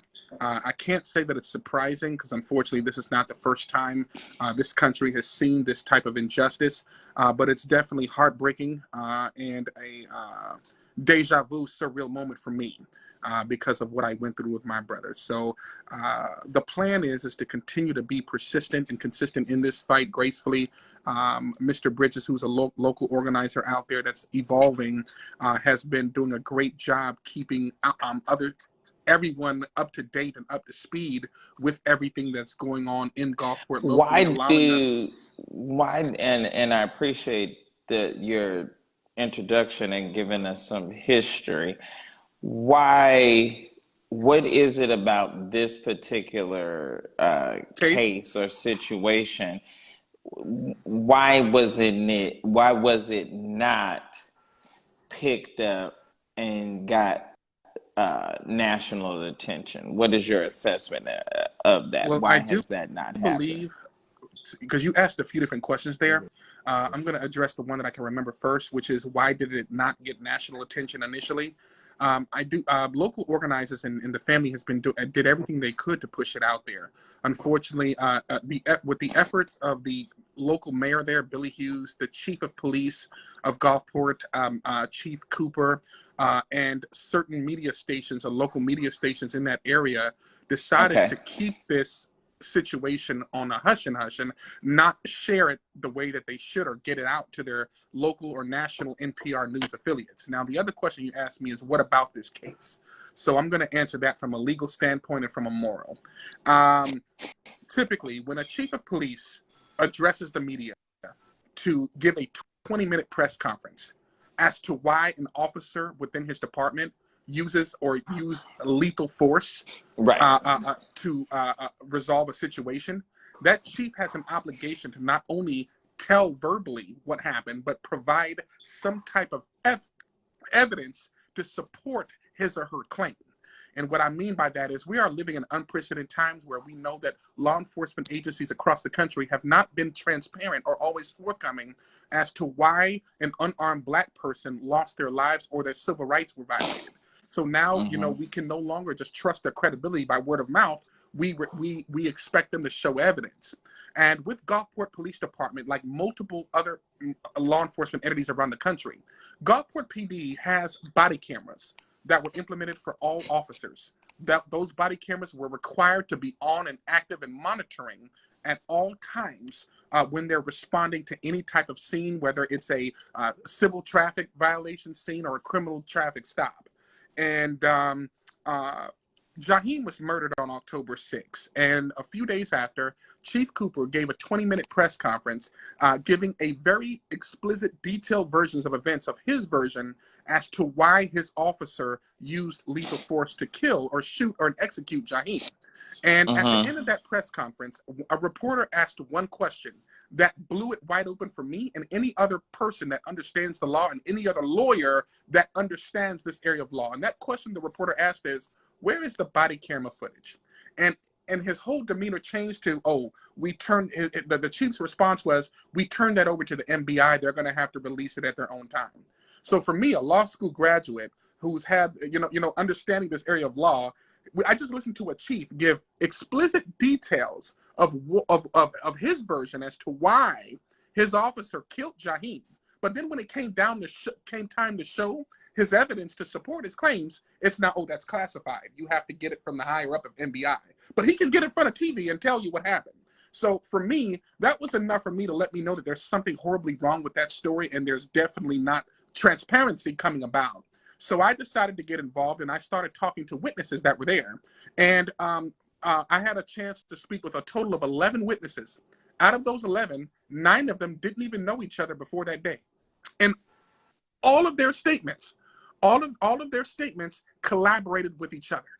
And when you have multiple people that don't know each other, that come together and they're all coming up with the same scenario, you can best believe that there's credibility there, especially when there's no reason to not trust the credibility. One of the witnesses was an elderly white woman, an Uber driver, who had no reason, a white woman, an Uber driver, who had no reason to provide any misleading information.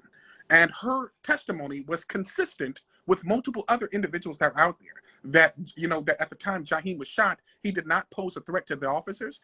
He was not behaving in a manner that would require the use of lethal force. And it did appear that his hands were up at the time that he was killed. So when you have 11 people saying this was a situation where his hands were up and he was complying, now you are expecting the law enforcement entity to be transparent and provide evidence to support their claim that the suspect or the alleged suspect was conducting themselves in a criminal manner that warranted the grounds for lethal force. And unfortunately, with Gulfport PD, they could never produce that evidence. And it took them several months. Officer still on the force? And I just want to say this because someone just came in. I'm really shocked and surprised that Mark Campbell has decided to view my live. I want to make it clear and known that I know that he's on here and that he's watching. Anyway, is the officer still on the force, and is he still yet been active Well, on the force since there's this rumors that he happened? is back on the force. Unfortunately, law enforcement has been using this predatory, controversial law called Mercy's Law to try to deprive the community from the truth of the actual name of the officer that did actually execute Jaheim. However, because multiple people did take out their phones and start immediately video recording following the aftermath of the shooting, the community was able to successfully identify the officer who did fire the weapon. And to my understanding, that name is Officer Brian Watson. And I'm sure Marquel or Kelvin can quote me if I'm wrong, but I'm almost certain that's the name of that officer. And to my understanding, it was brought to my attention that he is back on the force, and they may have just relocated him to a different district, which is deeply concerning. So that should answer your question. That and the situation where he was airlifted, I guess, to Alabama He was. okay, But and but he then died on the scene. Mm-hmm. Jaheim was dead on the scene. That's He why was. I told you in the beginning. It only takes six. You can Google it. You can look it up right now. It only takes 6 minutes and 52 seconds to bleed Well, out. the coroner's report does confirm that he was Hold on 1 pronounced second, deceased. Pastor. Hold on 1 second. 6 minutes and 52 seconds. It was 15 minutes before anyone even began to render aid, before the ambulance got there. They handcuffed him. As soon as they shot him in the head, they handcuffed him. They wanted him to die. So we have to be very clear that he was put out for everybody to see, right on Cruising the Coast weekend, for Black people to understand the message. The nurse that tried, what happened to her? The nurse that was trying to fight to help him, they told him they was gonna arrest her. Slammed her. And slammed her down. Correct. The police, I was on the scene 2 hours after it happened.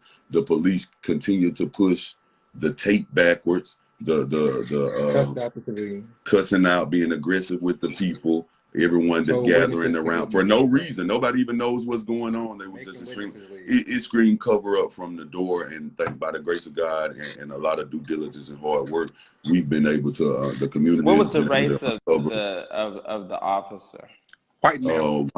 White male. Yeah. And I don't know if Marquel brought this up, but there were also other children that were in the car. In the store. Right. It was what, 3 other? Four boys. Okay. Total of 5 and teenagers. they were held. They were and all it took quite unlawfully detained. I knew it took some difficulty to get the charges and for them to get a bond. Correct. And get out of and I just want jail. To make it known that federal law requires that law enforcement agencies who detain a minor to immediately contact the custodial caregiver of the child to give the caregiver the opportunity to be present if they choose to interrogate or question a child about a crime. And that did not happen. And that did not happen. All of the custodial caregivers for each of the children acknowledged that when they attempted to call law enforcement, they were lied to, given the runaround, and when they attempted to go up there in person, they were denied entry and told of misleading information. And we do find the testimony of those mothers credible. So it wasn't just the death of Jaheim, I mean, which is significant, but it was everything all the way around from the investigation. Situation. Because they gave all also 4 boys there was some $500,000 issues. bonds. I'm sorry? They gave all 4 boys $500,000 bonds. Right. And then it was a situation where I guess it was some time that the other young men were not permitted to go back to school. They're still not, or something. They're still not in school. They actually need a Title IX lawyer. That's been the hard part. We have lawyers, but the specific type of lawyer dealing with the school.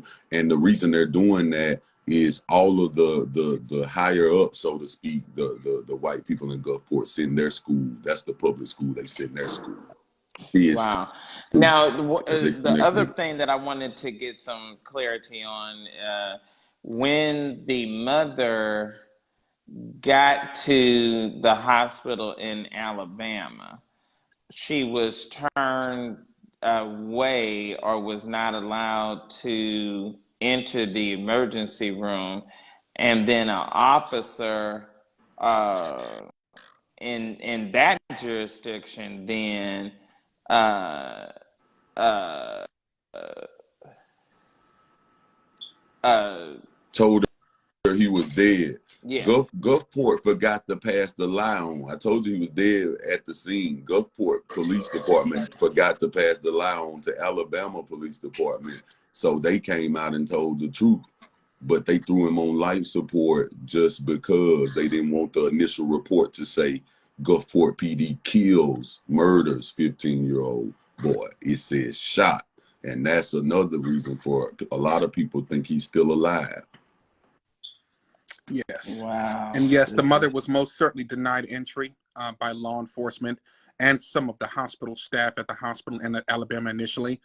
It actually took another nurse to come out to the exit area to force the officer to stand down to allow the mother and her family members that she brought with her access inside the hospital room. But Mr. Bridges is correct. He was pronounced dead. He was already brain dead by the time he was transported to that hospital. They informed the mother from day one that there was no brain activity. I guess they were apparently hoping for a miracle that they knew was not going to happen, which is why he was removed from life support subsequently within, I think, 24 to 48 hours after his arrival to the hospital. Now what we're looking for is we are looking for the Department of Justice to intervene.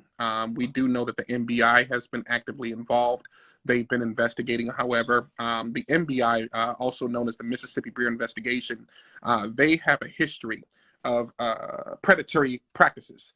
Where they have a history of unlawfully siding with law enforcement officers in the state of Mississippi when it comes to officer-involved shootings without actual evidence to support the officer, clearing the officer, if you understand what I mean. With the MBI, I learned that 85% of the active workers for MBI, they're made up of retired state law enforcement officers. Like, for example, the second head of the MBI, his name is Major Oliver, and he's a retired police chief for the city of Moss Point, Mississippi, and a former state trooper. The head of the MBI, Major Haynes, is also a retired chief of a city out in Mississippi. And there's a lot of these MBI agents are, because of their previous employment with state law enforcement entities, there's a conflict of interest there, where they're not able to be impartial when it comes to investigating officer-involved shootings. So based off of my knowledge on the law, we just do feel that it's in the best interest to allow the U.S. Department of Justice to immediately intervene and investigate.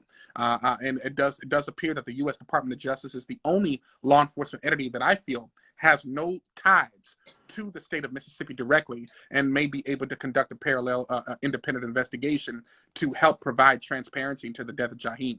But based off of the evidence that has been brought forward and the lack of information brought forward by law enforcement, the broken promises by the police chief to provide the footage of Jaheim's death to the public by New Year's, combined with the inconsistencies all the way around, we are confident that this is an unlawful shooting, this is murder, and there needs to be accountability. And at this point, the only accountability is murder charges for the officer. Wow. So who is what it has been Crump, or who is taking this case? Well, as you know, Ben going to Crump is only a civil defense attorney. Now he can weigh in on criminal defense. His name does have a lot of weight. He can make a lot of recommendations, but that would be ultimately the decision to prosecute it. As you know, is up to the state, federal, state or federal prosecutors. And to see, because so most likely they won't even go or call for a grand jury. They call for it. They just always present a bullshit case. Let me tell you how Mississippi get down, man. I'm gonna tell you why this is happening, and they fear no consequence. All right, Debbie Loggins. Debbie Loggins was approached in 2006 for a misdemeanor, sitting on her porch. They hogtied her and killed her in the back of a police car. In 2018, they did her son, Robert Loggins, the exact same way, approaching for the exact same thing. And his last words was, please don't kill me like you killed my mom. They killed him, and it's on camera. Ain't nobody been arrested. Ain't nobody went to jail. They killed Damian Cameron in 2021 in front of his mom and his grandparents, in front of her, and put Beat him on him to life death in support. He front of was her. on life. He had to be on life support when he left her yard. Ain't nobody been arrested. Ain't nobody been fired. Ain't nobody went to jail, even been charged. LaMelo Parker, 3-month-old baby in Gulfport Police Department. Leonard Parker Sr., they killed him for bagging up out his driveway. Said he was trying to run him over. He just leaving his house. Ain't nobody been arrested. Ain't nobody been charged. Ain't nobody went to jail. DeRicus Connolly, they found him shot, car burned up on the police shooting range. Ain't nobody went to jail. Ain't nobody been arrested. Ain't nobody been charged. Nicole Trim, Acreage Trim, they shot him in the back of the head. Clinton Police Department followed him into the city of Jackson out of their jurisdiction. Unarmed, shot him in the back of the head. Ain't nobody went to jail. Ain't nobody been arrested. Ain't nobody been fired. MBI investigated every single case, and every single case was no bill and thrown out. That's Mississippi.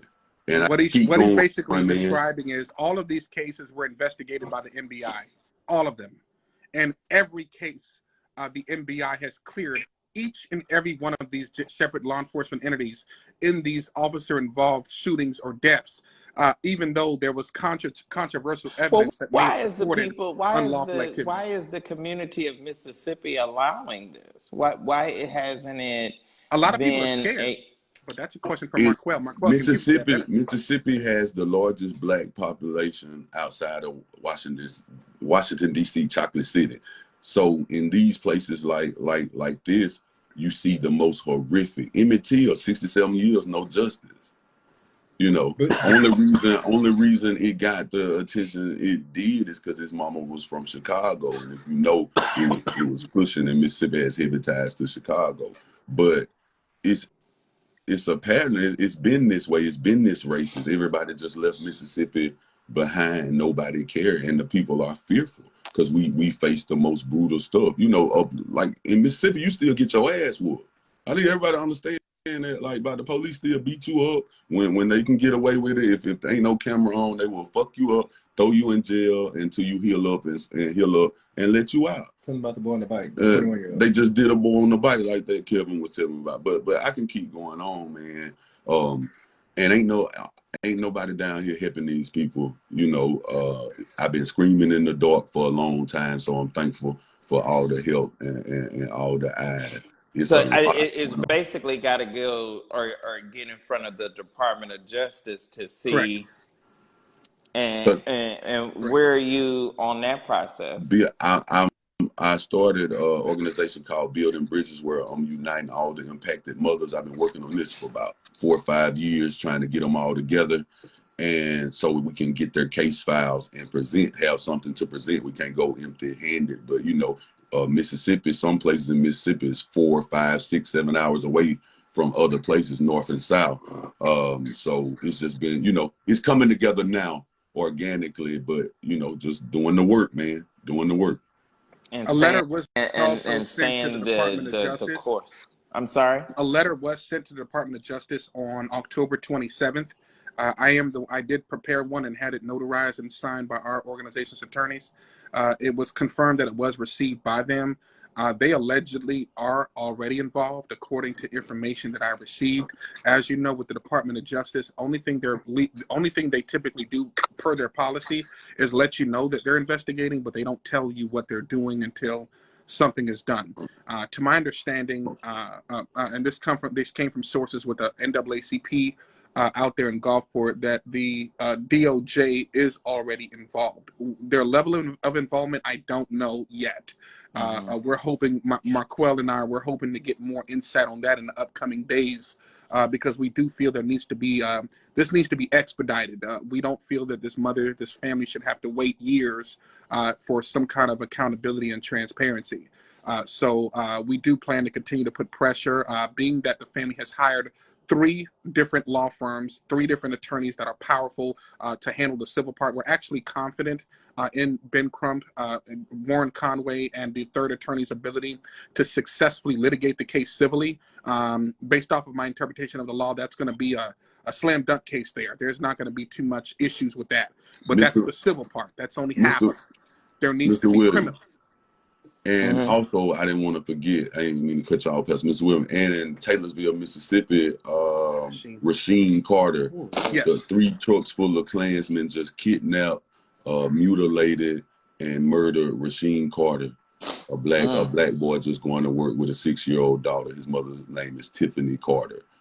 Yeah. We had a protest down there the 31st. It's Yes, horrific. that should be brought up here. That especially so that case. It's just Mississippi, man. We need y'all. We need our people. We need that's something help, that bro. I would It ain't a encourage lot you of to us look out here into. fighting. You know, we can kick each other for that, or you can come help us and show us how to do it. You know, And with so Rasheen's case, we need our people. it is absolutely heartbreaking. It is sad. He was dismembered. He was dismembered. Evidence supports that he was cut up while he was alive and postmortem after he died. He went to the Taylorsville Police Department on October 2nd begging for help. He went to their precinct asking for a ride home, acknowledging that he had got into a verbal dispute with someone in a white truck. There were multiple men in the truck, and they were threatening him. They were threatening his life, and he did not feel safe utilizing an Uber or taking the city bus, and he felt that the best thing to do was to utilize law enforcement to transport him home. And he went to the Taylorsville Police Department on October 2nd. The chief of the members of that department told him that because of where he lived in Laurel, Mississippi, was out of their jurisdiction, they could not help him. Not only did they do that, but they told him that he could not stay there, and they actually kicked him out of the precinct. They made him leave, even though he made multiple cries. He went twice. He went to the police station twice, and they turned him away both times. Yep, and October 2nd was the last time he was ever seen alive. He was reported missing by his mother, I think a day or two after. His mother pleaded and called every law enforcement entity within that area. And it took them, Marquel, I think a month to find his body. I think he was found on November 6th. He went missing on October 2nd. He was found on November 6th, and we just had we'll leave them anonymous, but some members of Taylorsville community to come tell us at the protest that the land where he was found, that dude's son has been going to school saying that boy everybody talking about was in my daddy's hog pen. So the stories just keep getting more horrific, and man, the police locked their doors. Taylorsville Police Department are cowards. I want them to know when we pulled up. Fight back, y'all. Have you been able to, and I hate to say this, but have you been able to, some cases like this and situations like this need the platform of, well-known individuals, celebrities, and things of that sort. Has anybody been able to get to David Banner since we haven't been able to get to David Banner? Trader Truth has came. Breonna Taylor's aunt has came. Jacob Blake has came. The chairman, Fred Hampton Jr. has came. Emmett Till, Miss Magnolia Carter, Deanna Joseph, Andrew Joseph. It's been some heavy hitters, and we've been steady pushing. But we need everybody. I don't know. Initially with Jaheim's case, not Rasheen. Initially with Jaheim's case, artists and different things were sharing it and of that nature. But the only one pulled up to support Kyrie Irving donated was Trader Truth. Kyrie Irving's a real one. He donated $50,000 to Jaheim's mother. So it's been, we've been doing the work, but it always needs to be more. And I feel like you, brother, like where they at, why they ain't helping, why they ain't talking. I want all the help I can get. I'm very transparent. I'm very open. This mother wants all the help she can get, and she's instructed me to do that. So I've been reaching out to everybody I can as far as my reach goes. Yeah, you mentioned the name David Banner. A member of his camp did reach out to us, acknowledging that at the time they were unaware, in which I do believe because it was swept underneath the rug for the longest. But they did reach out to us over a month ago, letting us know that David was aware and he was supposed to be getting involved in some form of way. But I think that was the last correspondence we had with him or anyone in the camp. I'm just saying, I think at this juncture, you all need some of that additional muscle. And because he is, you know, a We known also need artist, and policy and oh, lawmakers to not make this be absolutely. I in mean, vain. I need that help with that. without I'm a just not doubt, protesting for my that help. without a doubt Yeah, we need to is change something. definitely the case, Hmm. definitely the situation. But I'm just saying, some additional people that can bring some, you know, uh, additional push Yeah. to contribute to what you all have done. You know, it, it, it it's unfortunate that it seems like as much or some of the progress that we are making, we're yet, you know, you're getting one or two steps here forward, and then, you know, being knocked down a half a mile, you know, back. And you know, these kind of situations is happening, and you know, no one is dealing with it, no one So is addressing it, no one is being held right, and you accountable, you also have know. to, and you have to also understand this. So this is how I look at it. So less than 30 minutes from where we are, where Jaheim was murdered at, in another city, there was a clear lady. She had went on a cruise, got back from the cruise. The following week, same week, she got back from the cruise, talking about her cruise, how much fun she had. She was at a hotel. Two police officers came up to her. Two white police officers came up to her. Clear, came up to her. They had a conversation for 30 minutes. She shot one of them, and then the other one, they shot each other, so she died. The very next day, the commissioner of the NBA was able to look at the body cam and give vivid details of what happened, because they thought she had killed both the officers and committed suicide. But she shot one of them, and her and the other officer shot each other. So that was interesting to me. And then in Baton Rouge, about 3 or 4 days ago, they had a high-speed chase. A guy stole his dad's truck. The chase was called off. You had this clear male officer who wanted to keep pursuing. You know, after it was called off, running red lights, ran into a car with two clear females and one clear young. They were all teenagers. The boys in critical condition. The two girls died. The district attorney put out a warrant for his arrest that same night. He said whoever, because the police wanted the blame put on the guy that had stolen the vehicle. The chase was called off. And the district attorney said whoever needs to be held accountable will be held accountable. And he's standing on it. You need people like that, because somebody, like, for example, the same thing should have happened here in Gulfport. And if for that not to happen, not only should everybody in Mississippi be mad, people where you are should be mad, people in Texas should be mad, in California, because you got to think about it. It was said before. We all have gotten away from community. We're a big community. Social media should have brought everybody back together. Where we used to help each other out. In Tulsa, they had their own black city, doctors, But y'all lawyers. didn't even, I mean, we are well aware that it's a problem there, that people don't seem to care, because y'all didn't even have water. I mean, you know, we were donating and But busting in that's because water. Jackson is 98% black. But see, what you got to know is the last 4 mayors of Jackson has requested from the governor for the funds to fix the water system. See, they don't tell you that part. And the racist governor, Tate Reeves, and the ones before him denied the money. Because the welfare money was going to Brett Favre. He stole over how much? $5 $5 million or million. something like that. And no one has even dealt with him. No jail time or nothing. Sitting yeah. out here looking So pretty. it's a long, the system, Money. the racist system is working just like it's supposed to. It's oppressing black people and unjustly locking them up. Well, I honestly believe, though, if we continue to be consistent and persistent in this fight, we continue to rally, we continue to also, protesting is a good tool and it's a powerful tool. But if that's the only thing you're going to be doing, you might as well not do anything at all. But it's a powerful tool. You cannot go without it. You need it. So No, but you need we that protest met what we with do. some actual action. Yes, And actual some action as So well. actual William, people But I do. have that you reached out to any of your have the people? impact that's going to make those officials and chief of police, mayor, that's going to call them on the carpet and make them accountable.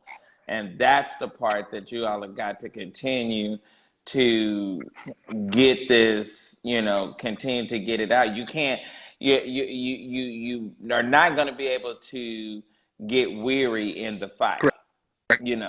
You're Agreed. just not going to be able to do it, because that's going to allow them to get away with it, and allow this same systematic racism and murders to continue to happen.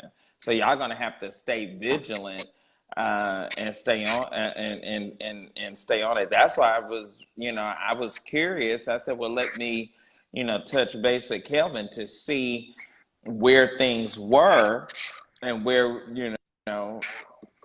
what was transpiring to get this addressed. We've been I consistent, and consistency brings change. That's the motto. We're gonna keep pushing. We ain't stop, and we're not gonna stop. But I'm a firm believer, and I'm not afraid to ask for help. We have a mass protest February 4th.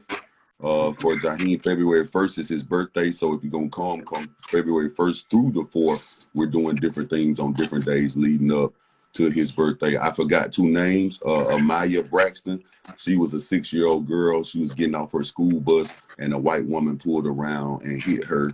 And the police have failed to hold her accountable. She hit her and murdered her. Actually came in her yard and murdered her. They let her go with no toxicology report. And Corey Howard, he was chased into the swamp by the Moss Point Police Department, and when he was seen again, he was dead. So I just want to make sure I mention all the names in Mississippi. And as you can Wow. see,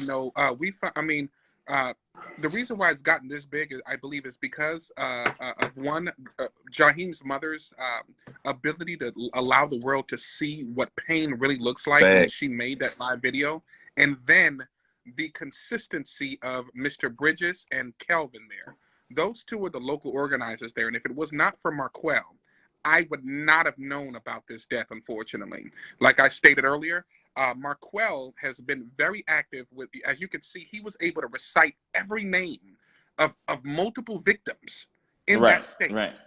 The only way you can really do that is if you are personally and physically sacrificing and involved. So this shows his determination there, which is why I've grown to respect him like an older brother. Even though I think I'm a little older, but I look at him like the big brother. And again, if he did not share Katrina's story, that live video, I wouldn't have seen it, and I think a lot of people wouldn't have seen it as well. I mean, it took a village effort, but I was made aware of this because of his page. So, I do believe that we continue to stay consistent and we continue to rally around him. We're going to continue to make progress. One thing I can say on a positive note is because of Marquell's consistency and because of the consistency of Jaheim's family, we conducted a press conference on October 25th, I believe that date was. And WLOX aired it live to their social media page. The following day, that press conference was so powerful that it provoked an immature response out of the Mayor Billy Hughes. And he decided to post, and this is not something he normally does. I studied this man. He bashed social media first. There was multiple different situations of excessive force with Gulfport BD. But with this one, the following day, I think just within hours after that press conference, Mayor Billy Hughes posts a 3-minute video to his page, a sarcastic apology to the family, then acknowledging where he stands on this. He says his verbiage was, "We are not going to allow any outsiders or locals to come in and disrespect the chief or his integrity. I stand with him." And he just made it known. He didn't even speak about any transparent investigation for Jaheim's death. He chose to utilize those 3 minutes to justify the chief when we were calling on his resignation. And demonize a black child. But look how hypocritical they are, Mr. William. Jackson, Mississippi, about 2 weeks ago, a young lady go in and take a lady hostage, a black lady. The police shoot her in the face. They released the body cam the next day. This is 89 days. We've been waiting 89 days to see what happened to this 15-year-old baby. 89 days. It's incredible. But I thank y'all for coming on. You all definitely I'm in support. Want to definitely continue to cover this, get the information out, and whatever level of support that I can uh, lend to you in these efforts. Definitely, I definitely expend myself to support you and to do that. This is absolutely Well, we unfortunate. invite y'all out for next month. And just Yes, thank you for using your absolutely. platform, man. I thank you, thank you, thank you, Yes, thank we you. Yeah. appreciate you. Amplifying Black voices. Thank you. I appreciate it, bro. Yes, Yes, yes, yes. We absolutely, appreciate you. absolutely. Because a lot of people still are not aware, still, have not, did not know that Have, this was happening. I know you were trying to reach out to some of your celebrity friends. Have any of them picked up on it? We just kind of, to be honest with you, um, it just was You, you hadn't unfortunately updated. not on the forefront of my mind. I should have updated you. My And then when I, apologies. kind of, stopped hearing from you, you off to the next Well, no, thing. You're off to the next yeah, situation. I had a car accident, so I've been out of commission for a while. So I understand. Yeah, and so, because and that's the difficult part about stuff like this. Life is still happening, and Facts. things are still going on. And so, I was glad that I guess we sent out a mass like Christmas card, and you were able to respond. And I said, oh, I gotta ask him what's the updates, where are things with the case. So um needless to say, that's water under the bridge. We're back on it now, and we're going to continue to support you and continue this fight and this effort appreciate and demand justice. appreciate you. Thank you. And Thank you. Yes, if you want to come down for the events we got coming up, because they're going to be big and nice. We have some people that are kind of, if you want to get here and kind of, if you want to even cover it live, we can we can help you out to get here and make that happen. I certainly will. Certainly, we'll talk about that offline. I would definitely. Got you. I really regretted not being able to uh, cover his service. I really hated that, because a lot of times with those that gets the level of attention that is really needed.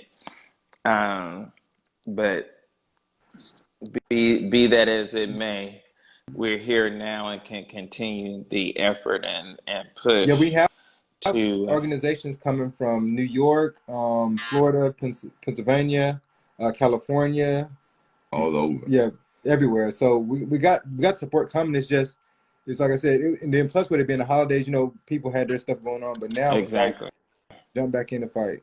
Yes, Yeah, sir. yeah. We're also working on court support for Demontario Gibson. Demontario Gibson, the black FedEx driver they try to do like a mod out there. I'm saying these names. I hope y'all research them and don't just take them for names. I hope y'all look the stories up and get It, but familiar. but the thing, not only are you saying these names, but it's just like it's almost mind-boggling that it's so many, just there in you all's state. That's incredible, that this kind of behavior is happening in this 2023. But listen, gentlemen, I'm gonna jump. But I appreciate y'all, and definitely, let's stay in communication as things transpire and as you all get updates. Definitely be able to come back on and share with our audience just where you are in this fight.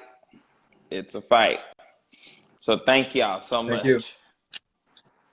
Thank you. All right. Wow. Absolutely. Um,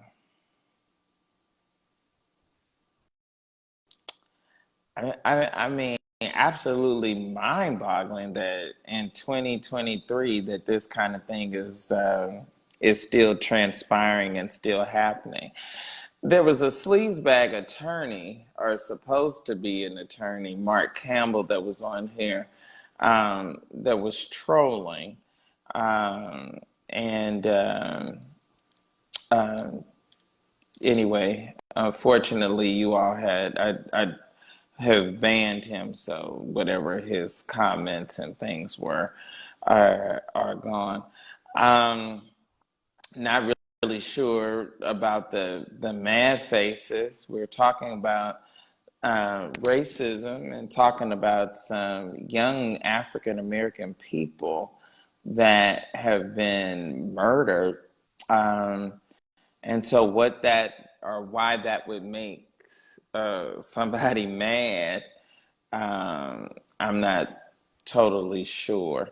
Unfortunately, a lot of this we can't do anything about until after the live has ended. But not just entertainment stuff, not just celebrity gossip, not just church gossip. We cover and share and do hard news stories as well. So there you have it. Those gentlemen are, you can definitely contact them and lend your effort and your support and, help us get, as I'm going to help them try to get this story some national news coverage. All right, you all. My Cash App and my Zelle is there, and I appreciate your support for me and to continue my my work and my efforts. Definitely need and want to on and to contribute. I thank everyone for logging in and joining on tonight. Share the live and my page, and definitely share it with your